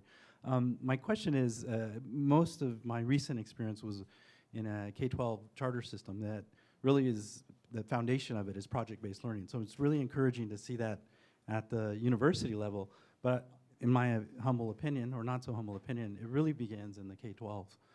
Many of what you talked about, your skills and abilities and so on, you know, we talk about the 4 C's, the creativity, communication, collaboration, critical thinking. Love to see a little bit more on the collaborative side of it. I know you're doing a lot of that. And by nature, project-based learning that's what it entails.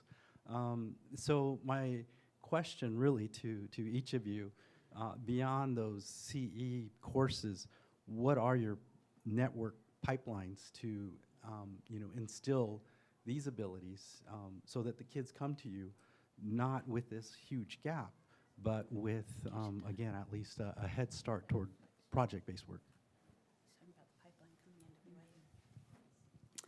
Yeah, so we have a program called FlexGE, and we have, and that's an opportunity for students to come to BYU. They primarily take classes at Salt Lake Center and evening classes at BYU, and it's a partnership with Ensign College where they can get a 2-year associate's degree.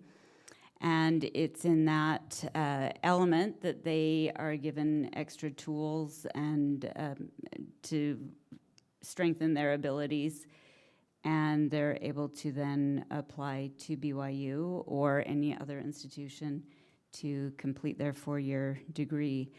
But those 2 years that they're with us, we're able to help build some of those skills that may be lacking.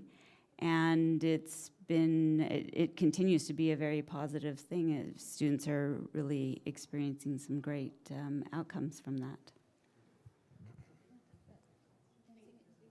Can I say something? Yeah, I'm going to pass it along to Tamina. She's got a better answer than I would. We're just tag teaming the two presidents, President Soto, President Tamina. So I want to say something about the question on resilience, failure, and then the 4 C's. So, and this is in the context of UVU, which is an open admission institution. I think the very first fundamental thing is the foundation of this university, that you come, and there's a reason we say come as you are. UVU is a place for you. There's a reason we plaster that everywhere. There's a reason we say exceptional care is our first core value. There's a reason we say, I see you. I need to see the student. My husband is here. We've both taught. And we know how hard it is to have that classroom where you have a 1.6 GPA to the 4.0. And so that the first thing is how do you do this? How do you make your students feel? I think that's number one, because some will fail. Resilience failure. The second thing that we're doing is addressing this gamut of issues, including the 4 Cs, is we've really powered up project-based learning here. We have 2 amazing programs. One is called Accelerate, as in excel, but Accelerate, and that's the incoming freshmen where we give them a summer bridge program already to work on projects with a group. So right there, as they're coming into UVU, they're going to learn to coordinate and communicate and collaborate with this group before freshman year even starts. The other one is called E2I, Excellence and Excellence and Innovation Initiative. And that's been funded by a donor in its initial phase. That's all project-based learning. We have students who go to Stanford, to the Hasso-Plattner Institute of Design to learn design thinking. They become peer mentors. There's one right there. Raise your hand. Are you one? Oh, no, sorry. You were waving, so I thought you were one of them. And so they work in these projects in E2I. And then we are actually focused not only on business. Sometimes we believe that startup should only be businesses or projects should all be business. No. The answer to our many problems can come from business, from church, from nonprofits, from the public sector, the mayor's office. So we encourage all of these projects because at the end of the day, the organic, tactile, experiential learning is how you give people confidence. And so the idea is to give everybody that chance, to experience it. And then you don't know failure till you fail. And I think even for adults, failing is really hard. It's really hard. And so it's that ability to say, we accept you, you're okay. Nobody here at all is perfect. Nobody here at all has figured it out. So those are some of the things that we're trying to do here with this very, very diverse student body. Thank you. All right, I think that's all the time we have. We want to get you to your next session. I want to thank you all, and let's give a round of applause to our presenters. Online learning versus in-person. If you're planning on participating in the healthcare session, that is in this room next. We do have gifts for our presenters, so thank you again for being with us, and enjoy the rest of the summit.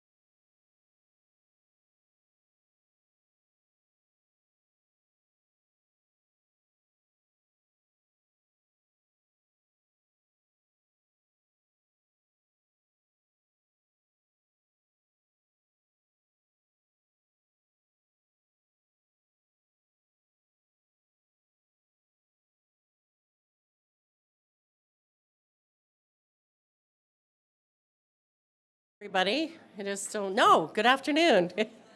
I'm Skylar Richards. I'm with the Nordic College of Osteopathic Medicine.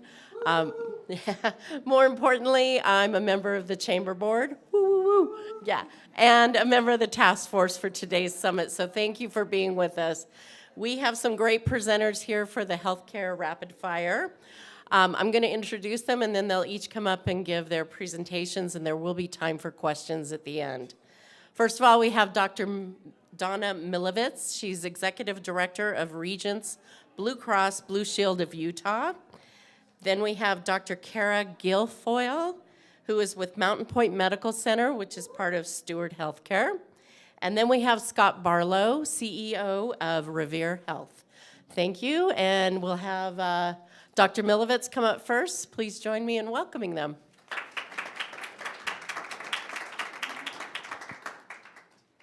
All right, can you all hear me? Woo. Oh, I'm like, wait, no, my time has already started. Okay, so I'm gonna go super fast. I feel like I'm on Jeopardy.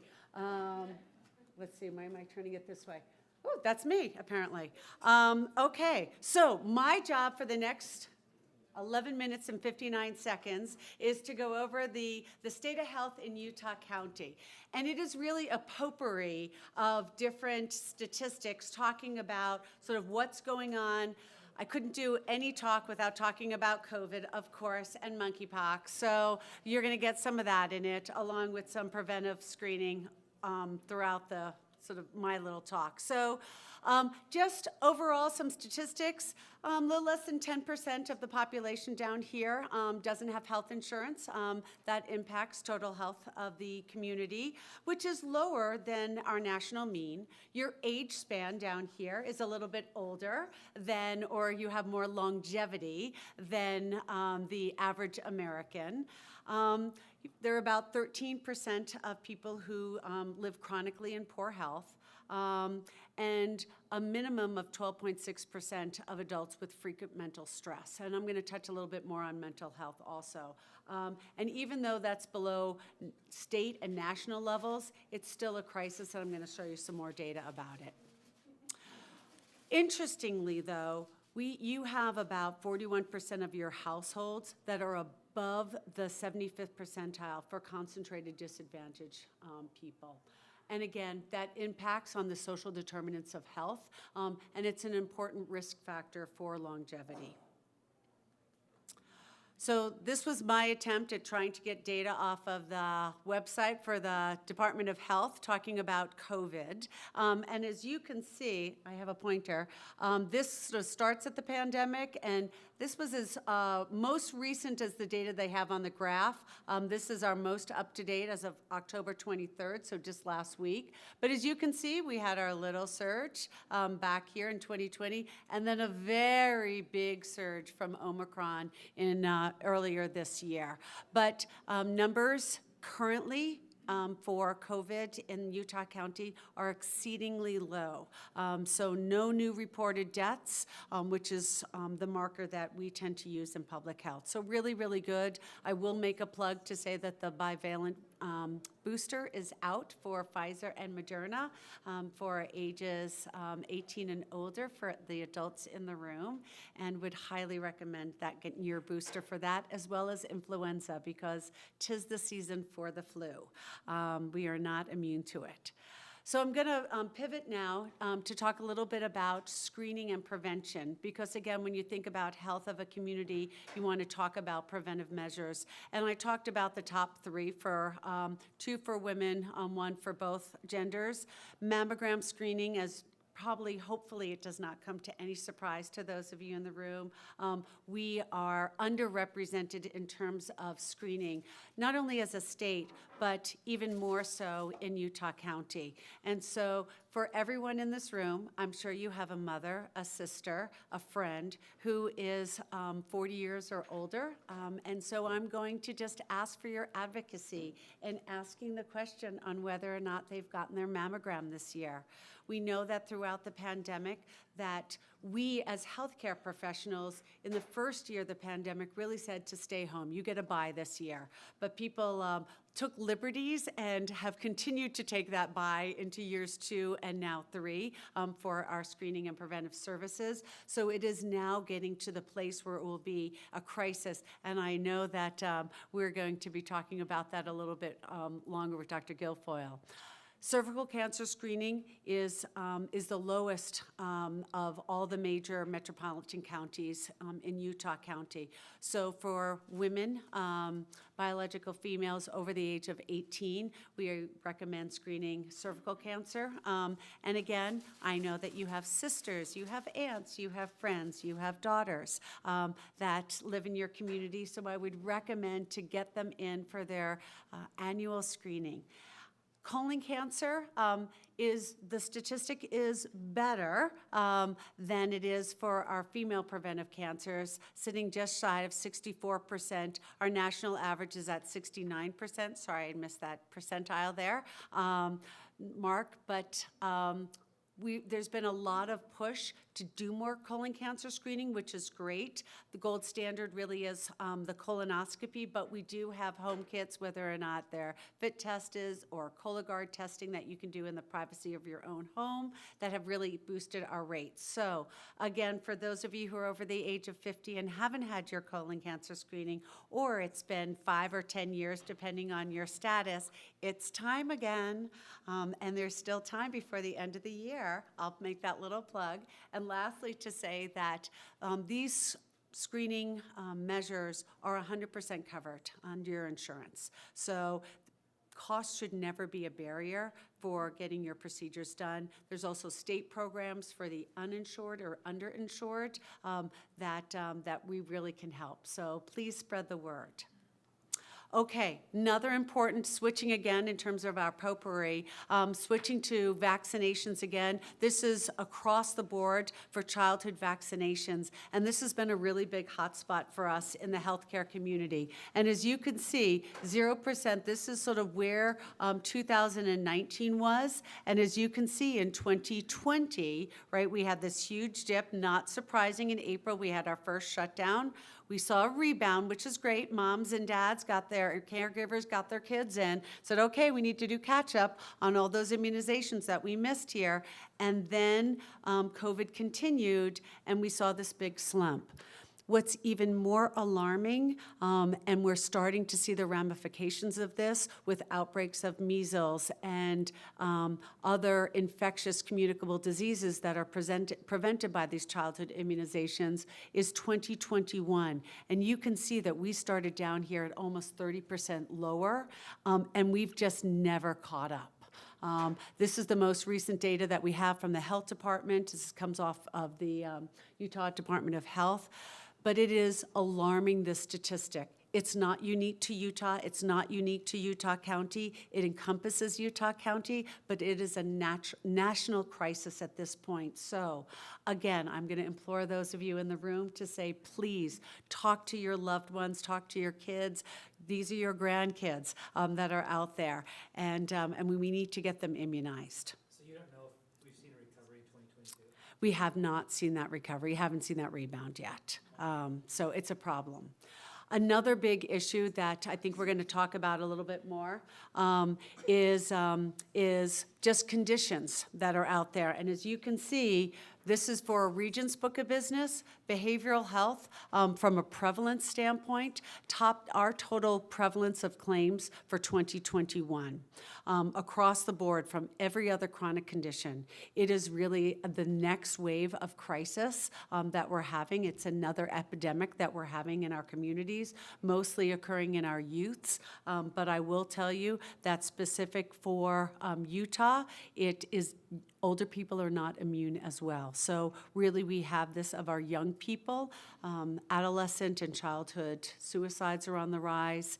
And it really is, as a community, something that we need to continue to address access continues to be a challenge for us in the healthcare world that we're working through to make sure that there's adequate and timely access to care.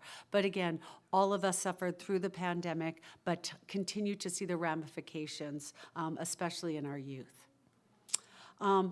I couldn't do a talk without talking about monkeypox, because you have to have a little bit of sort of interesting what's going on in current events. So as you can see, Utah County, not a lot of cases, but not 0 cases. So it shouldn't come as a surprise to us that Salt Lake County probably has the most cases so far. We are vaccinating people that are at high risk for monkeypox, but just to let you know that it is out there in your community. It's transmitted person to person for those of you who don't know a whole lot about it. Direct contact is the most common form, but you can get through respiratory secretions.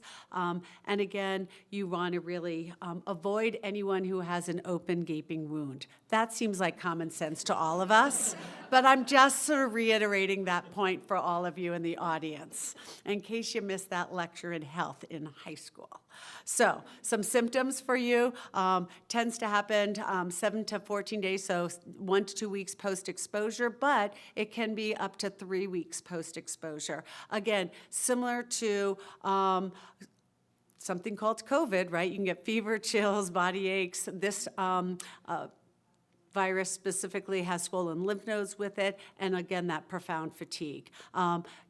Different from COVID, though, you, in addition to your fever, you get this lovely rash that tends to concentrate mostly in the genital areas, but it can be all over. You are contagious, or one is contagious, until all the scabs have, all the pustules have scabbed over. So it's really important that, that if you are in an environment that you have exposure, that it's really important that you really need to avoid contact with others until all of those scabs have gone over. All right, last thing, my last pitch is in my last minute and a half, I'm going to come back to boosters again because it remains a hot topic for all of us. But we do have the bivalent Pfizer and Moderna shots. And now kids can also get it. So my plug for kids out in the community. And just to say that there's the Delta variant and the Omicron. For those in the audience or in the community that don't feel comfortable with the mRNA vaccine, there is the traditional, like the Pneumovax vaccine that is not even a live attenuated, that's out there, called Novavax. It's been approved by the FDA. The big regulatory body on immunizations that allow health plans such as Regents to cover them at 100% has now just approved all the COVID vaccines for use for health plans. So as the public emergency, health emergency ends, right now it's slated for January 11th. We don't know if it will be extended, but we'll be able to offer those as a 100% covered service.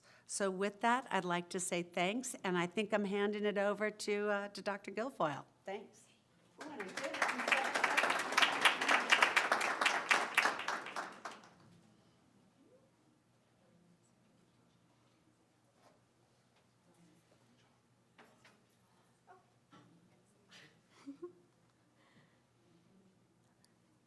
Okay. That is mine. Hello, and thank you so much for the opportunity to speak with you today. My name is Dr. Cory Guilfoyle, and I am a breast surgical oncologist. So as you know, we're in Breast Cancer Awareness Month in October. Just kind of want to move this a little bit. And we're all pretty familiar with seeing the marketing campaigns and the pink ribbons and all of that, but what exactly are we trying to accomplish with this endeavor?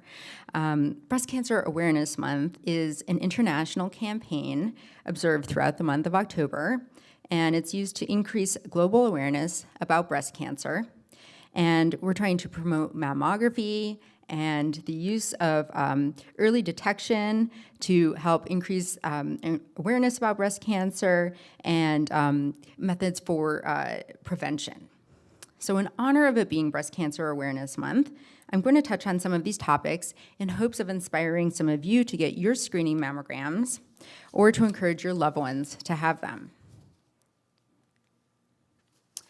So what is the best method for breast cancer screening? It's mammograms. Mammograms are quick procedures. They only last for about 15 minutes, and discomfort is minimal for most women.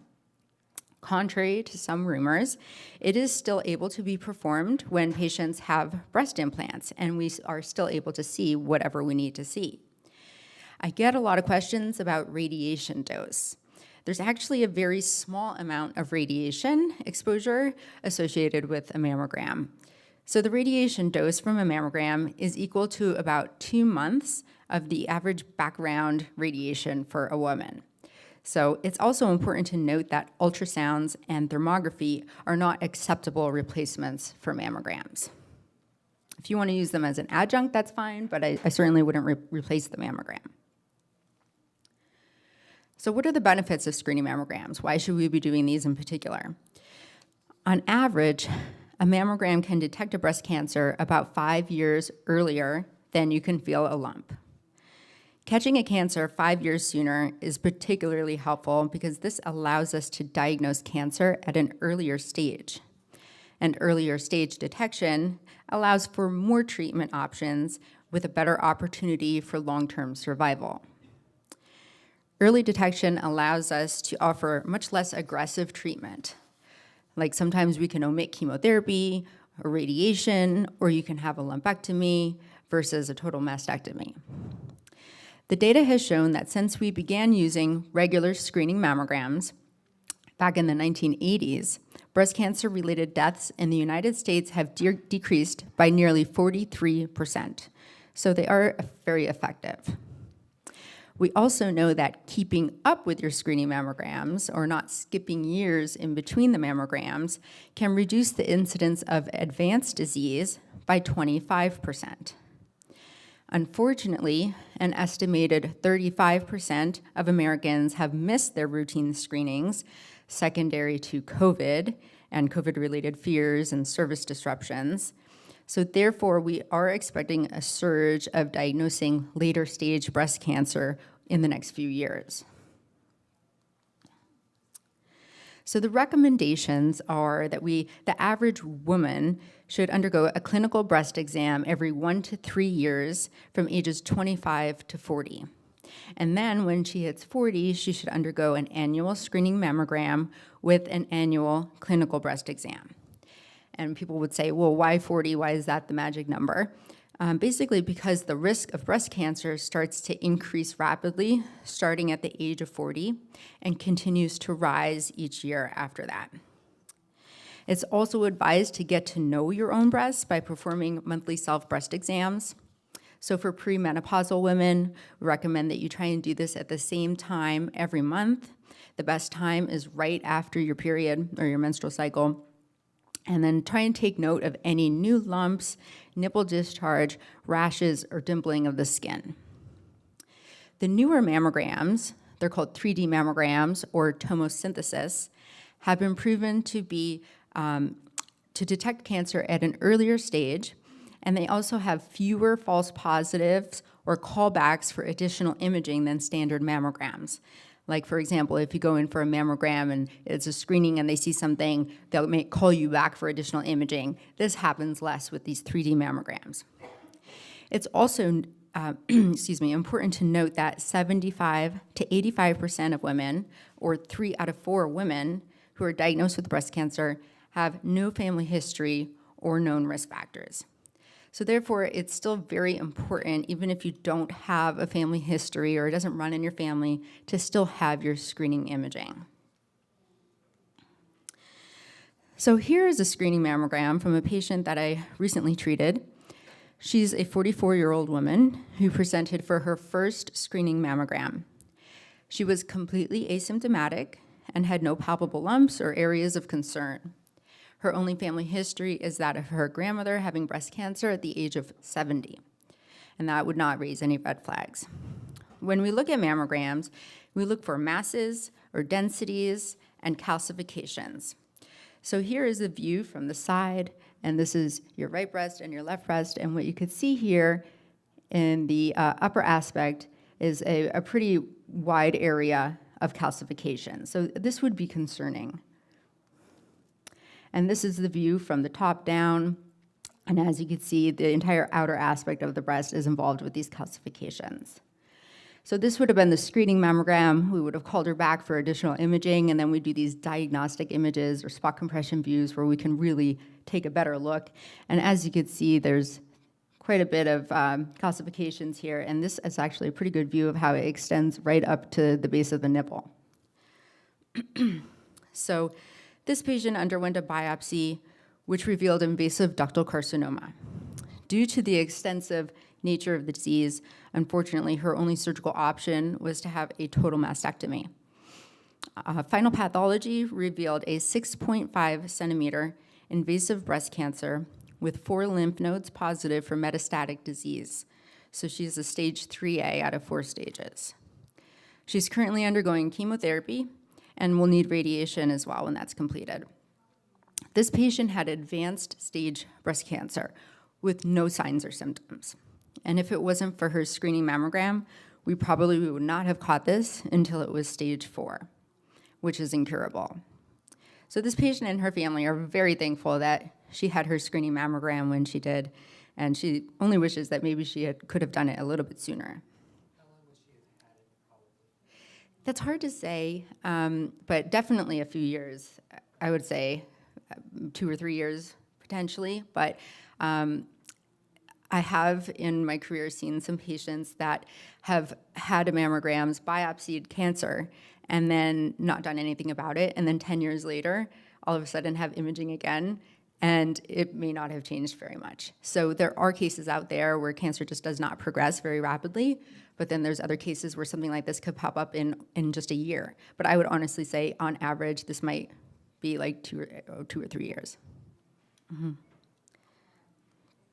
So we recently had a celebrity undergo cancer treatment, Katie Couric, and she's been willing to share some of her experiences in hopes of inspiring others to have their screening mammograms. She stated when she was diagnosed that her mood quickly shifted from disbelief to resignation. Given my family's history of cancer, why would I be spared? My reaction went from why me to why not me? Please get your annual mammogram. I was 6 months late this time. I shudder to think what might have happened if I'd put it off longer. She went on to say that I can't tell you how many times during this experience I thank God that it was 2022, and how many times I've silently thanked all the dedicated scientists who have been working their behinds off to develop better ways to analyze and treat breast cancer. But to reap the benefits of modern medicine, we need to stay on top of our screenings, advocate for ourselves, and make sure everyone has access to the diagnostic tools that could very well save their lives. So how are we doing in Utah? Between 1989 and 2020, the percentage of Utah women aged 40 and older who reported receiving a mammogram within the last 2 years has increased from 51.6% to 62.7%. So while the rates have increased over time, the rate in Utah still falls far below the national average. So the 2020 breast cancer screening rate in Utah was 62.7%, which is significantly lower than the United States rate of 69%. Here are the percentage of women undergoing screening mammogram within the past 2 years by local health district in Utah. So we do see that Utah County is actually doing better than the state average at 64.4%. However, we are still below the national average. So we're coming in 9th place out of 14. Tri-County is the lowest at 47.2%, and Summit County is highest at 69.5%. And I am happy to report that at Mountain Point Medical Center, we have seen a 28% average increase in screening mammograms per month over the past 2 years. So we are at least contributing and helping to try and make patients do better. Oh, I'm sorry, there was a graph there, and I don't know where it went. I apologize. So In closing, I would like to implore you to please schedule your screening mammograms and encourage your loved ones to get their screening mammograms. Also, if you have a family history for breast cancer, get a risk assessment. You may meet criteria for additional testing and possibly even genetic testing. Some patients who are high risk, they can have screening MRIs in addition to their screening mammograms. And these can usually be determined by either your primary care physician, a gynecologist, or a breast specialist such as myself. And that's it. Thank you. 50 seconds.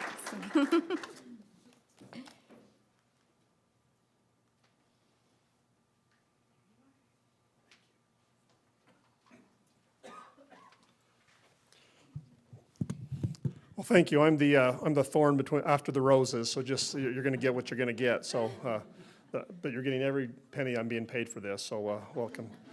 So again, I'm with Revere Health. We're a large independent physician group here in the state of Utah, across the state, as far north as Brigham City and as far south as Mesquite, Nevada, with the bulk of our services in Utah County and the rural areas south and east of Utah County, all the way down to St. George as well. So we're a large multi-specialty delivery system, and my assignment today is to try to address growth and prosperity from the standpoint of the things that you as employers and we as citizenry need to look at to try to drive healthcare in a better place than it is right now, and also extend it to more people. So this is the problem statement, just to set some perspective on a couple of things here that we all face. This is on the up axis is the average length of life as a citizen in the various industrialized nations of the world, and you can see who is well below any other industrialized nation of the world in terms of the average length of life of a citizen of our country. On the bottom axis is the average dollar spend per individual in those respective countries. So we spend sometimes as much as 4 to 5 times more than any industrialized nation of the world, and if you use length of life as the ultimate measure of health, which we tend to in healthcare, we don't do very well as a country. The other disturbing element that you may not be able to see from your distance here is if you look at these various graphs across the country, you'll notice their length of life is generally going up little by little, or a few years of down, where we've had now our 6th consecutive year of a decrease in length of life as a country. So we're actually going the wrong direction. There's only one other country in the measurement set that's showing that same trend, and that's Afghanistan. So normally what you wouldn't want to line yourself up with in terms of where we're headed as a citizenry of the country. In terms of financing, which is probably something most of you struggle with as employers, given this is a chamber event, is the funding of that has continued to grow over the many years. And if you look at healthcare in general, in Utah County specifically, 82.7% of Utah County residents are privately insured through a commercial insurance of some type, Regents Blue Cross or something similar to that. So that would be the commercial insurance world that most of you are probably participating with. Generally, that's paid by employers to a large degree. 68% of those people have employer paid insurance to some level or another. So the employers of this county bear the bulk of those costs as they're trying to figure that out, and it's part of your compensation, the economics of your business overall. The federal insurance is about 17% of our citizenry in this area, and that would be Medicaid and Medicare, sort of. Now, there's Medicare Advantage, which is kind of a commercially insured, so a little bit of confusion there, but nonetheless, it's about 17% publicly funded, and the rest would be privately funded through some means or mechanism. If you look at the escalation over the last 16 years, it's about a 6.5% annual increase over the last 16 years per year if you're commercially insured, and about a 3.9% if you're, is what the costs have been in the federal program. So again, we're not gonna get into what's a better program or not, those sorts of things, but it does give you a sense of what the financing of healthcare is, and the bulk of which is, again, is being bared by the workforce and through your work employment. Some other elements of health, just in terms of America generally, the average person in America is gonna see a provider of care 3.4 times in a calendar year. So basically, there's 3.4 times where there's an opportunity for a health professional of some nature to try to help an individual's health journey. If you have more than 3 chronic illnesses, you're likely to see 6 different providers over the course of the calendar year. So it does create challenges of health, of how do we coordinate and logistically and make it happen. And it's one of the challenges we have in healthcare.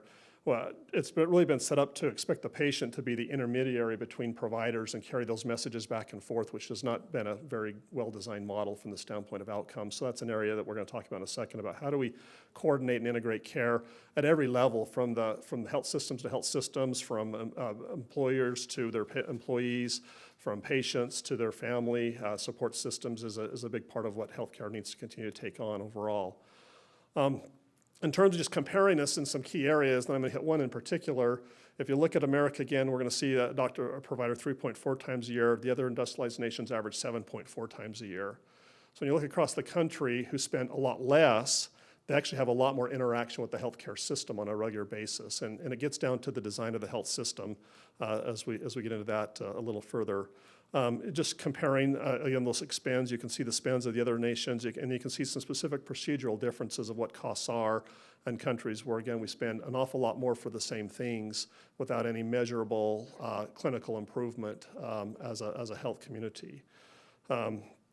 So if you look at the other measures, there's actually 15 international measures of the health of a country. We're 33 of 34 countries that are, if you look at the other health conditions. The one condition that we outperform any other country in the world is trauma care. If you're going to be injured, you want to be in America in terms of what we do, because we've designed the health system to be focused in that area.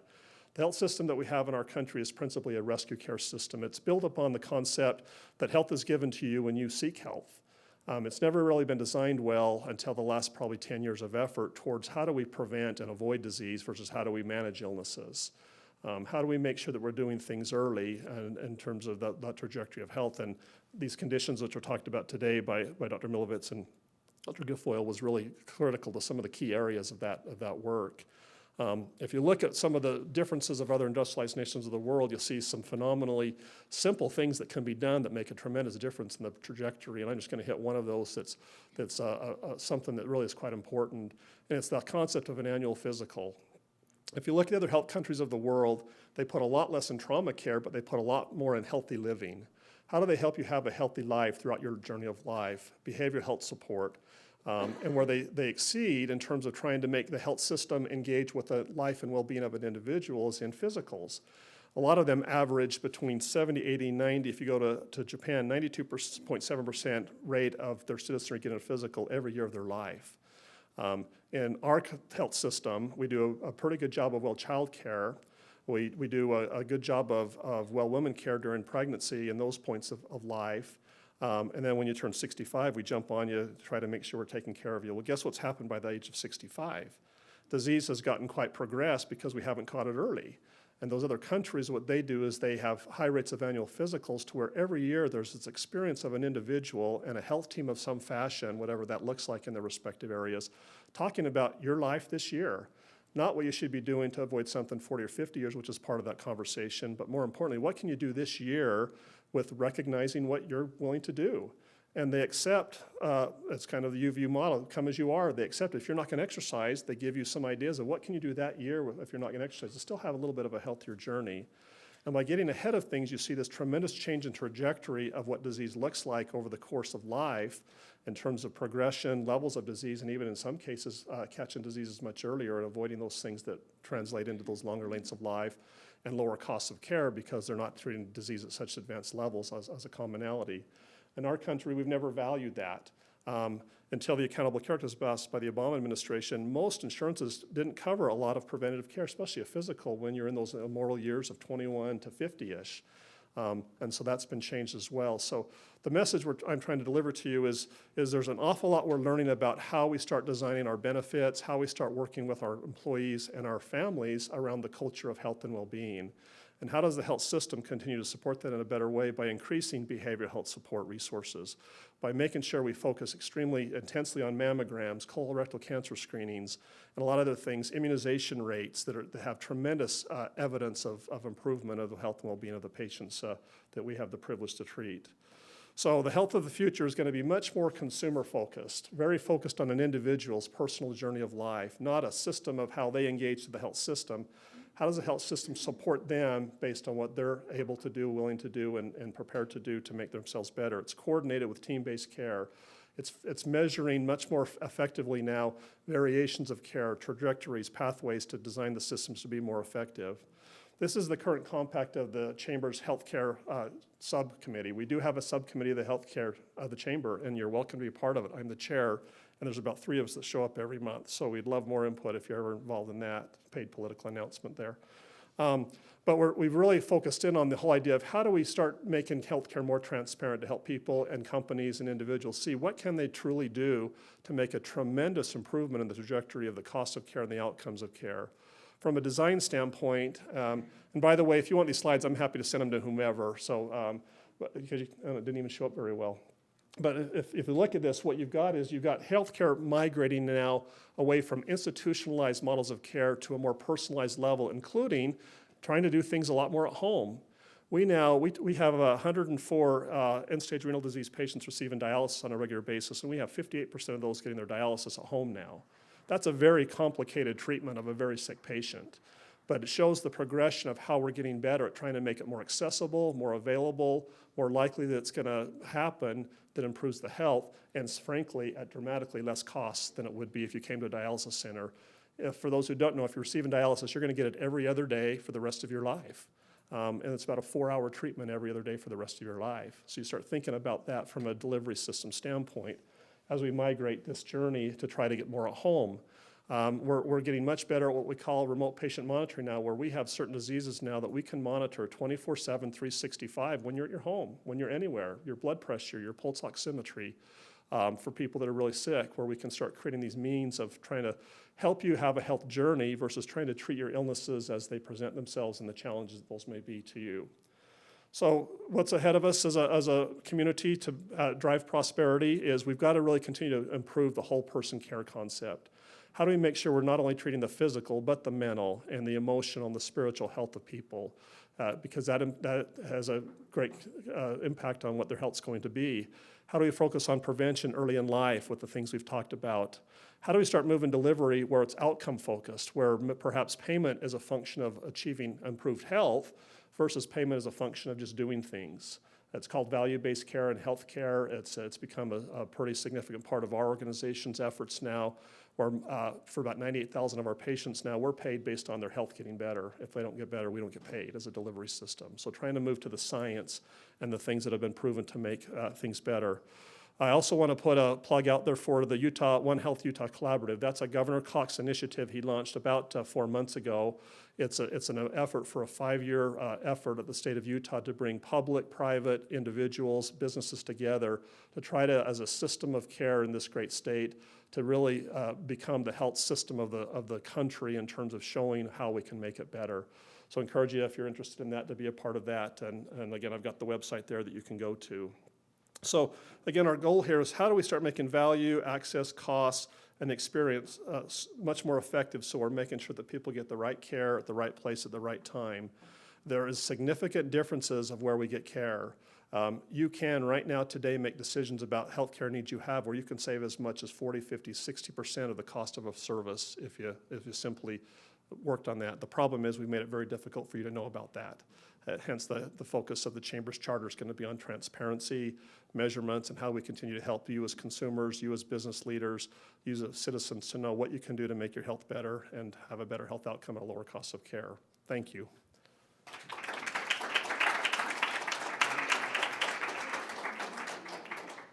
right, we have some time for questions, so if you want to raise your hand if you have a question, we've got a microphone we can bring to you.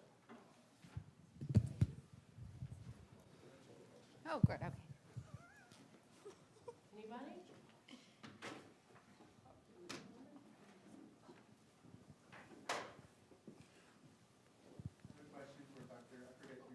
Guilfoyle. Regarding the Hispanic community, I guess what's the percentage of patients that you've personally seen that are of the Hispanic community? Small, I mean, I'd be just sort of taking a guess, but I would say maybe only about 5%. Okay, and would you know like what might be some like barriers of why they're not getting? It might just be Like a little bit of like what Katie Kirk was saying, like making sure that everybody has access to the healthcare that is available to us. So they may not have as much access. There can be language barriers for sure. I think I see that a lot. Even in my own practice, I had a fully Spanish-speaking patient, and she had what is called a malignant phloides tumor, which is an extremely rare cancer. And by the time I saw her, this thing was, very, very large. And it was even just hard to kind of coordinate her care between myself and the medical oncologist and the radiation oncologists because of the language barrier.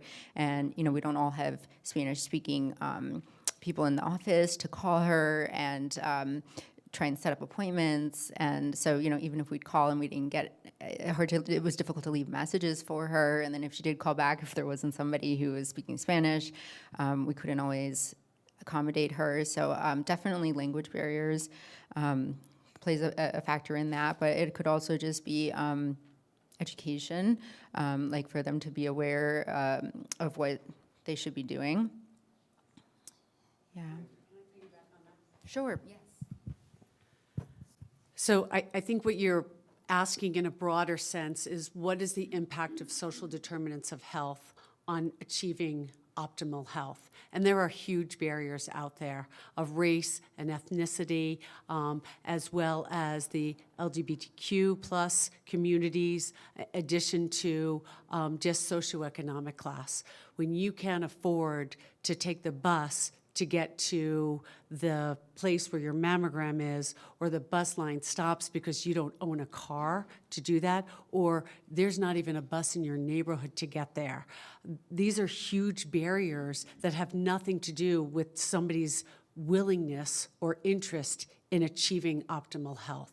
So I think we are at our infancy in healthcare, and this is something that I will tell you specifically for Regents, that I spend a lot of my time and energy and effort on the clinical side in breaking down those barriers and working through asking those questions in a culturally sensitive way to meet our members on where they're at, to solve those barriers so that they can achieve optimal health.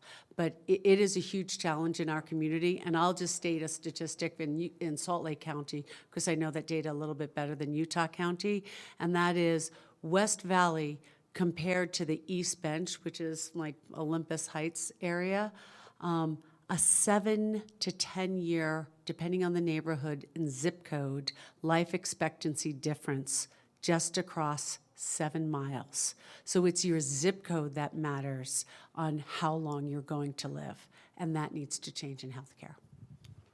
And just one heads up that we would ask for your help on is this area of social determinants of health has gotten tremendous focus.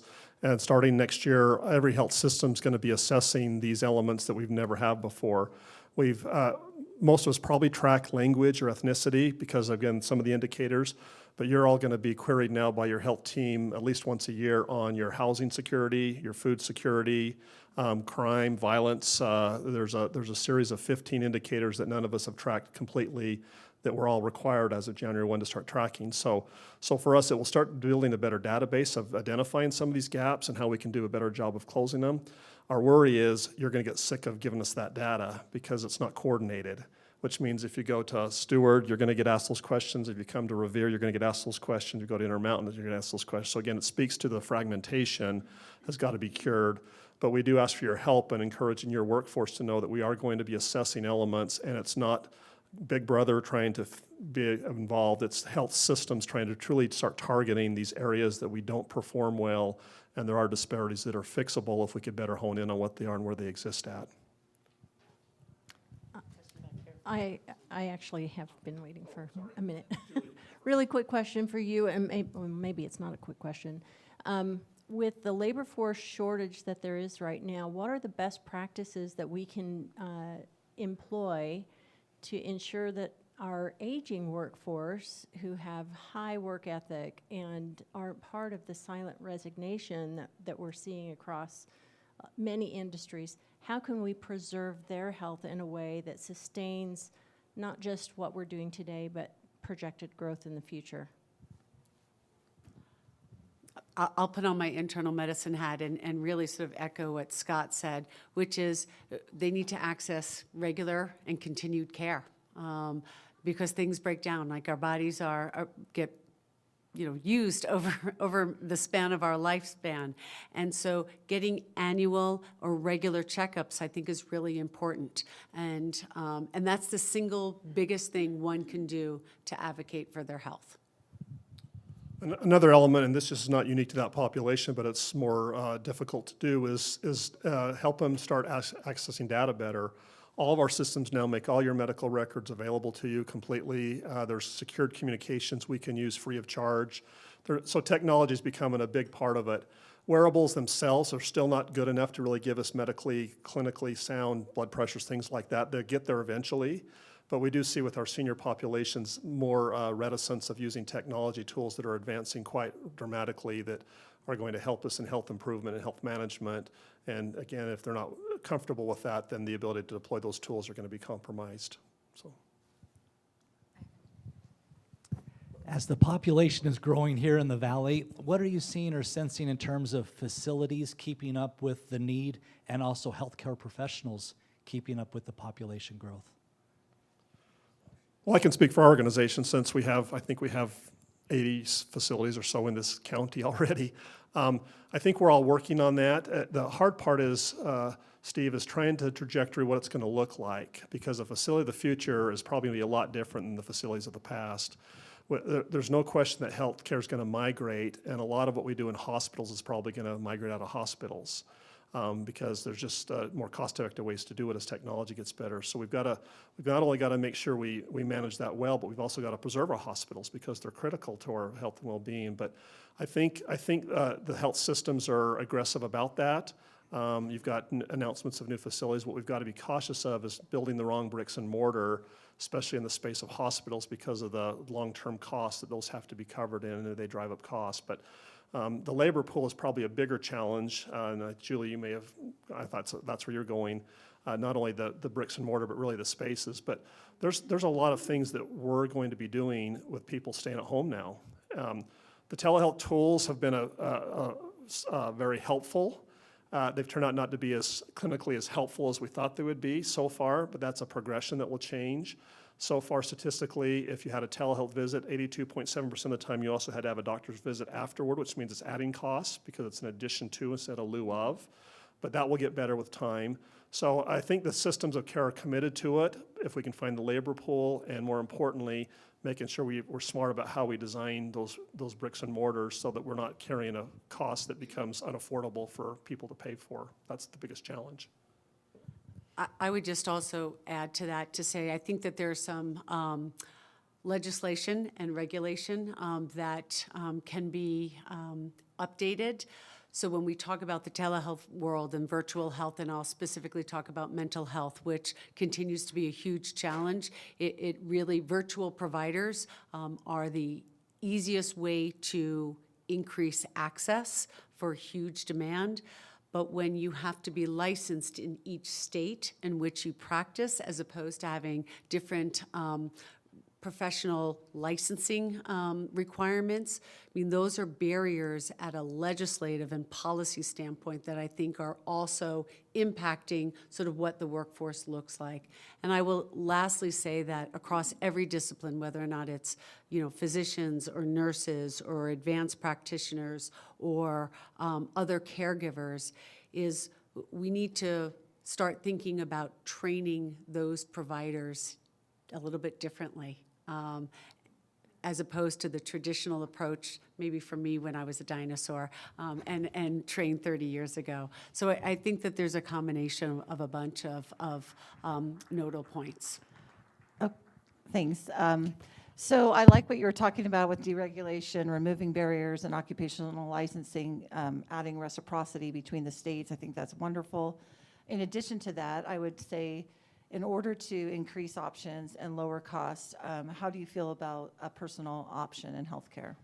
Do you support that? I'm not sure you mean by a personal option. Okay, it just, like an individual health plan, those exist in the marketplace. Right, but are you for expanding options in general? I'll go. I think his question is related to mine. Is that right? No, separate? Somewhat related to staffing, but in a different aspect. Okay. So my question is relating, clearly there's a staffing shortage in all industries, specifically healthcare. How do you see AI being incorporated from a diagnostic tool, or how is it incorporated into healthcare?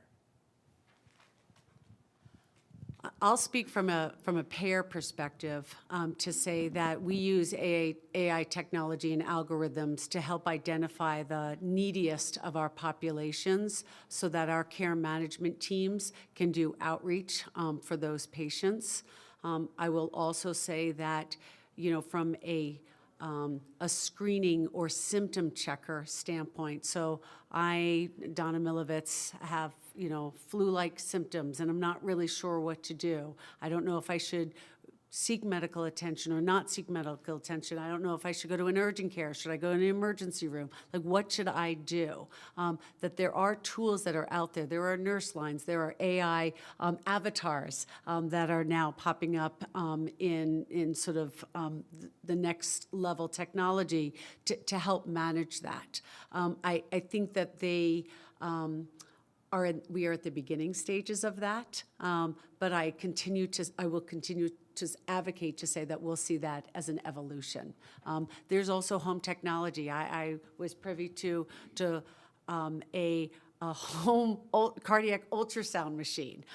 So the technology that is coming down the pipeline is just incredible, and never before in the history of medicine in my career that we have seen this huge acceleration of technology really sort of outpacing sort of what used to be. It used to be you had to come in to see us. It used to be that we had to use our stethoscope, and now there's this explosion and proliferation of technology to help aid us, including AI. I don't know.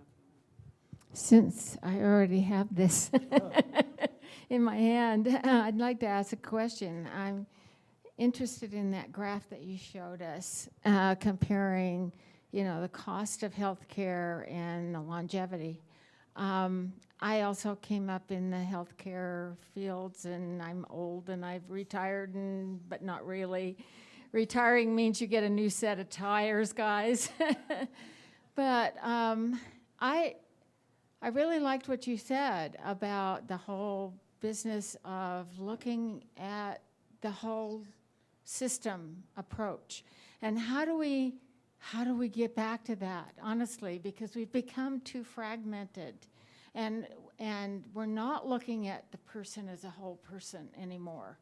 And what if you had a magic wand, what would you do? So we've been as a system very involved in this since 2012 with Medicare at a test pilot. It's called an accountable care organization. It's now across the country. On those very concepts. And it's very, very complicated, but the bottom line is we've got to do a better job of assimilating information, and we run into communities that get anxious about that. This is one of the only states in the country that doesn't have what's called a master patient index, where there's some identifier that we know when Bob Smith has seen us, it's the same Dick Smith that someone else may have in the record, so we have what we call duplicate charts. So there's a lot of barriers there. But what we've done now is we have developed our software to where we can digest all the data we can get our hands on from other systems, and the state of Utah's gotten quite interconnected within the health systems to put in one window everything that the patient has as an illness that any provider sees at any point in time. And we, in our system, if they're seeing an orthopedic surgeon and they haven't had their mammogram, orthopedic surgeons have to order it, else they lose points, and that impacts their pay. So we are trying to drive this idea that we don't want orthopedic surgeons treating mammograms and reading mammograms and getting mammograms, and they don't want them either. But we do want them to have, if they have a relationship with a person, to not just take care of that sprained ankle, but also help that journey of a broader holistic care experience. So it sounds very simple. It's not. It's very, very hard. But I think there is definite progress of all health systems to try to start doing those things, but it's an amalgamation of lots of elements that have to come together, and it's a slug, but we're making some progress there. And I'll just share this last night. I shared this in a presentation I did in Dallas last week that Medicare had me do. You know, we had an example of this. I had an orthopedic surgeon who was quite senior in his practice, and he was in our leadership team, so he knew we were trying to do this, but he just thought he's musculoskeletal, and that's not his thing, and he's right from a clinical standpoint. But I was in our bigger facility in Provo, and I was walking down the hall one day, and I heard my name being called, and he was running down the hall to see me. And as an administrator, an orthopedic surgeon running down the hall to see you is not a good thing. And he said, Scott ordered a mammogram last week. And the story was he had a 36-year-old woman that had some significant family history, so even before age of 40, she needed a mammogram, and we had reached out and called and done all the things we do. And she came in, this was a sprained ankle. She was a marathon runner, very healthy. And he saw in this one window that we have in our tool sets now that that's part of her health issues, and he knew he was supposed to, but he didn't know how. It only worked because in our case, our orthopedic surgery department is right next to our imaging department where the mammography unit is. And he literally walked out of the back of orthopedics and the back of imaging and took her to the back of the front desk and said, she needs a mammogram, I don't want the report, take care of it. And he walked away. Didn't consent her, didn't tell her, she had no idea what was going on, and she had breast cancer. They did it right there on the spot. She had breast cancer, caught it early, great clinical outcome. So it showed what it should be. But again, when you look at the logistics of, we treat about 13,000 patients a day. When you look at doing that for 13,000 people, it's the concepts are there, the willingness is there, the mechanics of how to do it still are pretty difficult in healthcare so far. But we're working hard at it in every. Is there some way to decentralize it? Decentralize what? We maybe run out of time. I don't want to keep on, but I'm happy to talk to anyone. But it's hard. But we're all trying. We're all trying. We're talking to. We have tools that help us. We have energies. The financial payment systems are pivoting now to where we're becoming more culpable as health delivery systems. But what this gets down to, the health system is not responsible for your health. You are. And we took that role of health system took over that responsibility. We've insulated you from payment through third-party payers. You don't even understand the fiscal transactions. We've done everything wrong the last 50 years to really engage the fact that your health is your health. And our job is to help support you in your journey of health, because your journeys are all going to be different. We all have different values, different things we're committed to. So instead of treating you as you present in a common way and then reacting, how do we learn about you up front and react in a way that's what's going to help you and your support system to be healthier? That's the journey that we're all trying to figure out, but we need your engagement there. All right, thanks everybody. So as they say, I'm the last thing standing between you and lunch. So join me in thanking our presenters. We do have some we have some gifts for you guys. And again, we're down, I believe, in the ballroom for lunch. So we'll see you there. Thank you for being here. Enjoy the rest of the summit.